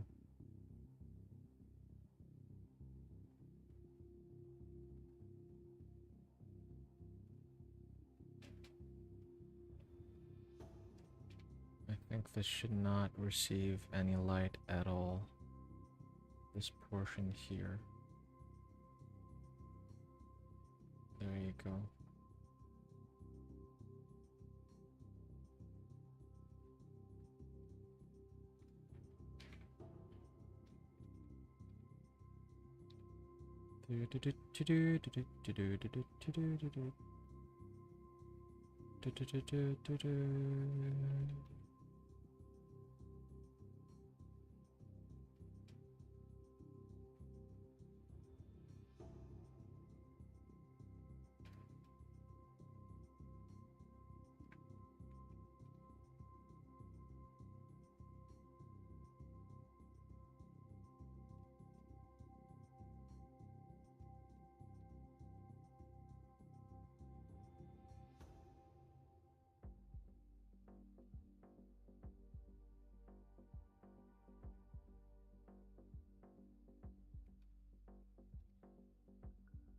Take me away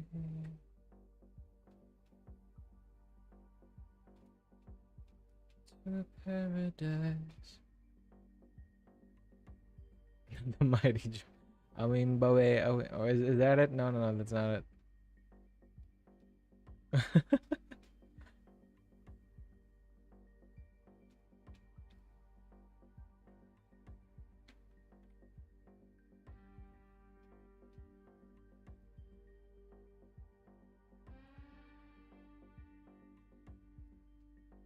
think I've forgotten how that is.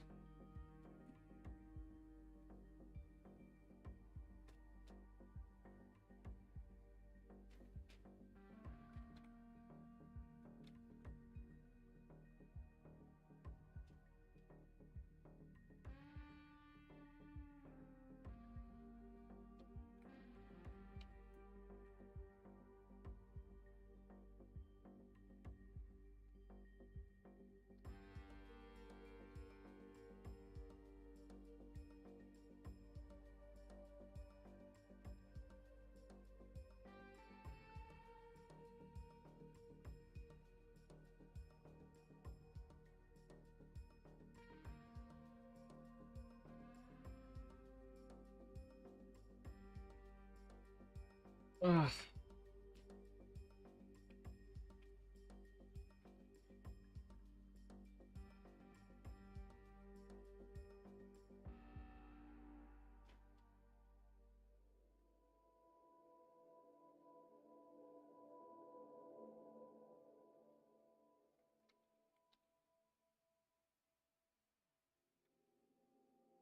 Da, da, da. I hope that this is looking proper.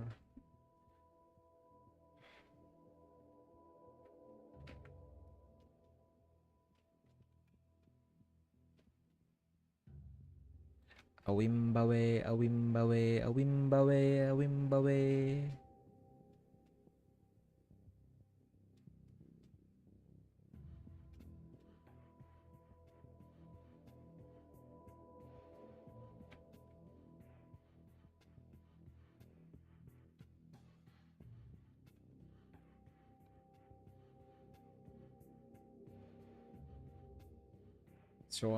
So in terms of the drawing, let's talk about the drawing. I'm aiming to just give it a simple brush because I don't want to overly detail this anymore. And then I'll put this up, I'll post it, and then maybe I could work on the colors some other time. But for now, I just want to end up with something that satisfies the grayscale rendition that I'm kind of looking for.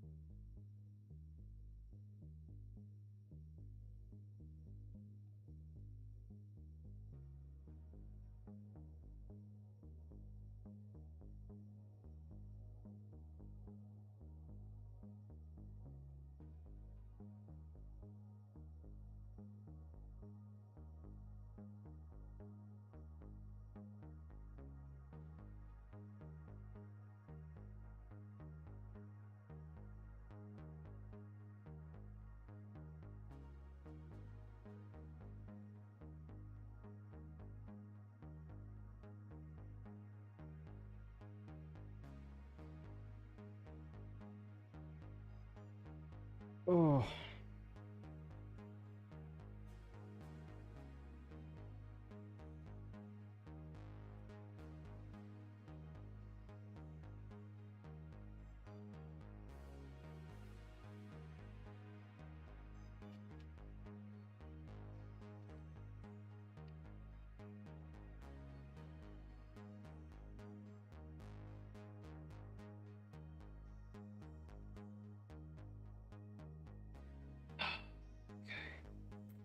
What if we darken this? Nah. Could work, but not right now.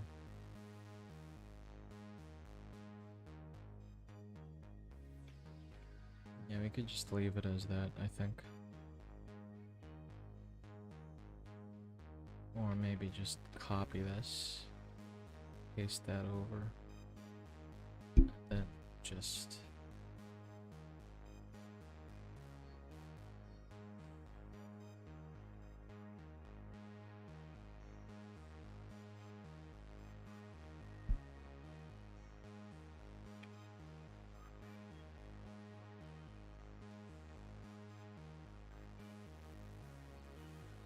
No, it's too much. The effect is too much.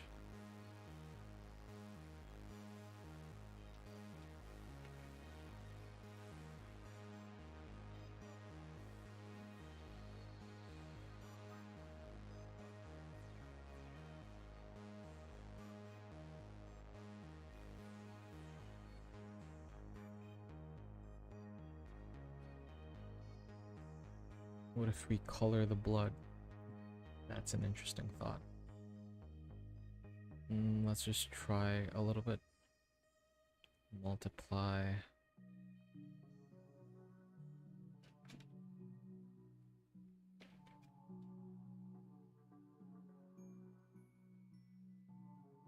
Nah, I'm still gonna need to shade this.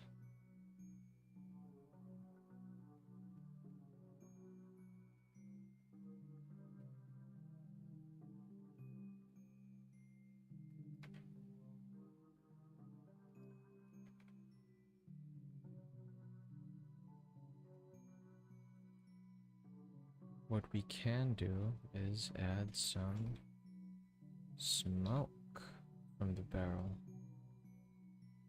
That's what we can do. Dusty smoke.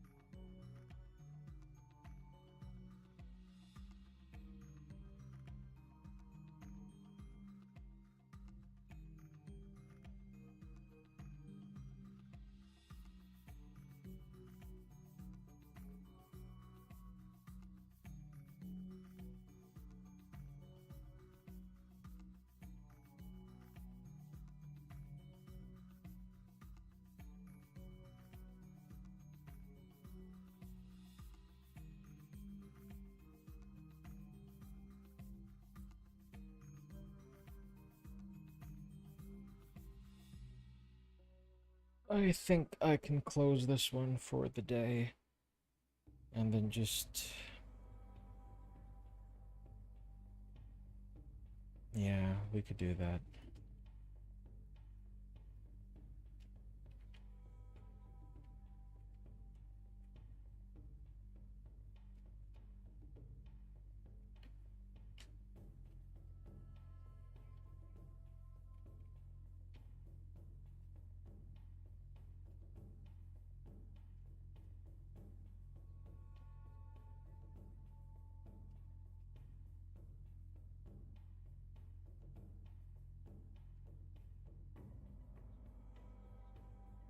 Thanks, man. Thank you for sticking around, really. I appreciate it. It's nice to have some company.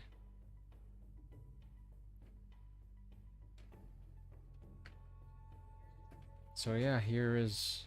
I think I'll still color this. But for now, I'll leave it as it is. Thank you, thank you.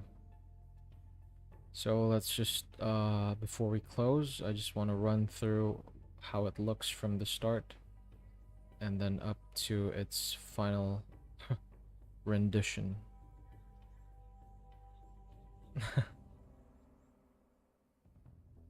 So here we have the first draft, the first sketch. Actually, there's one much earlier, so I wasn't really feeling this. And so it ended up like this. I added the cape to add balance to it. And then of course some extra details. Countdown on Instagram. Oh, okay. That's true.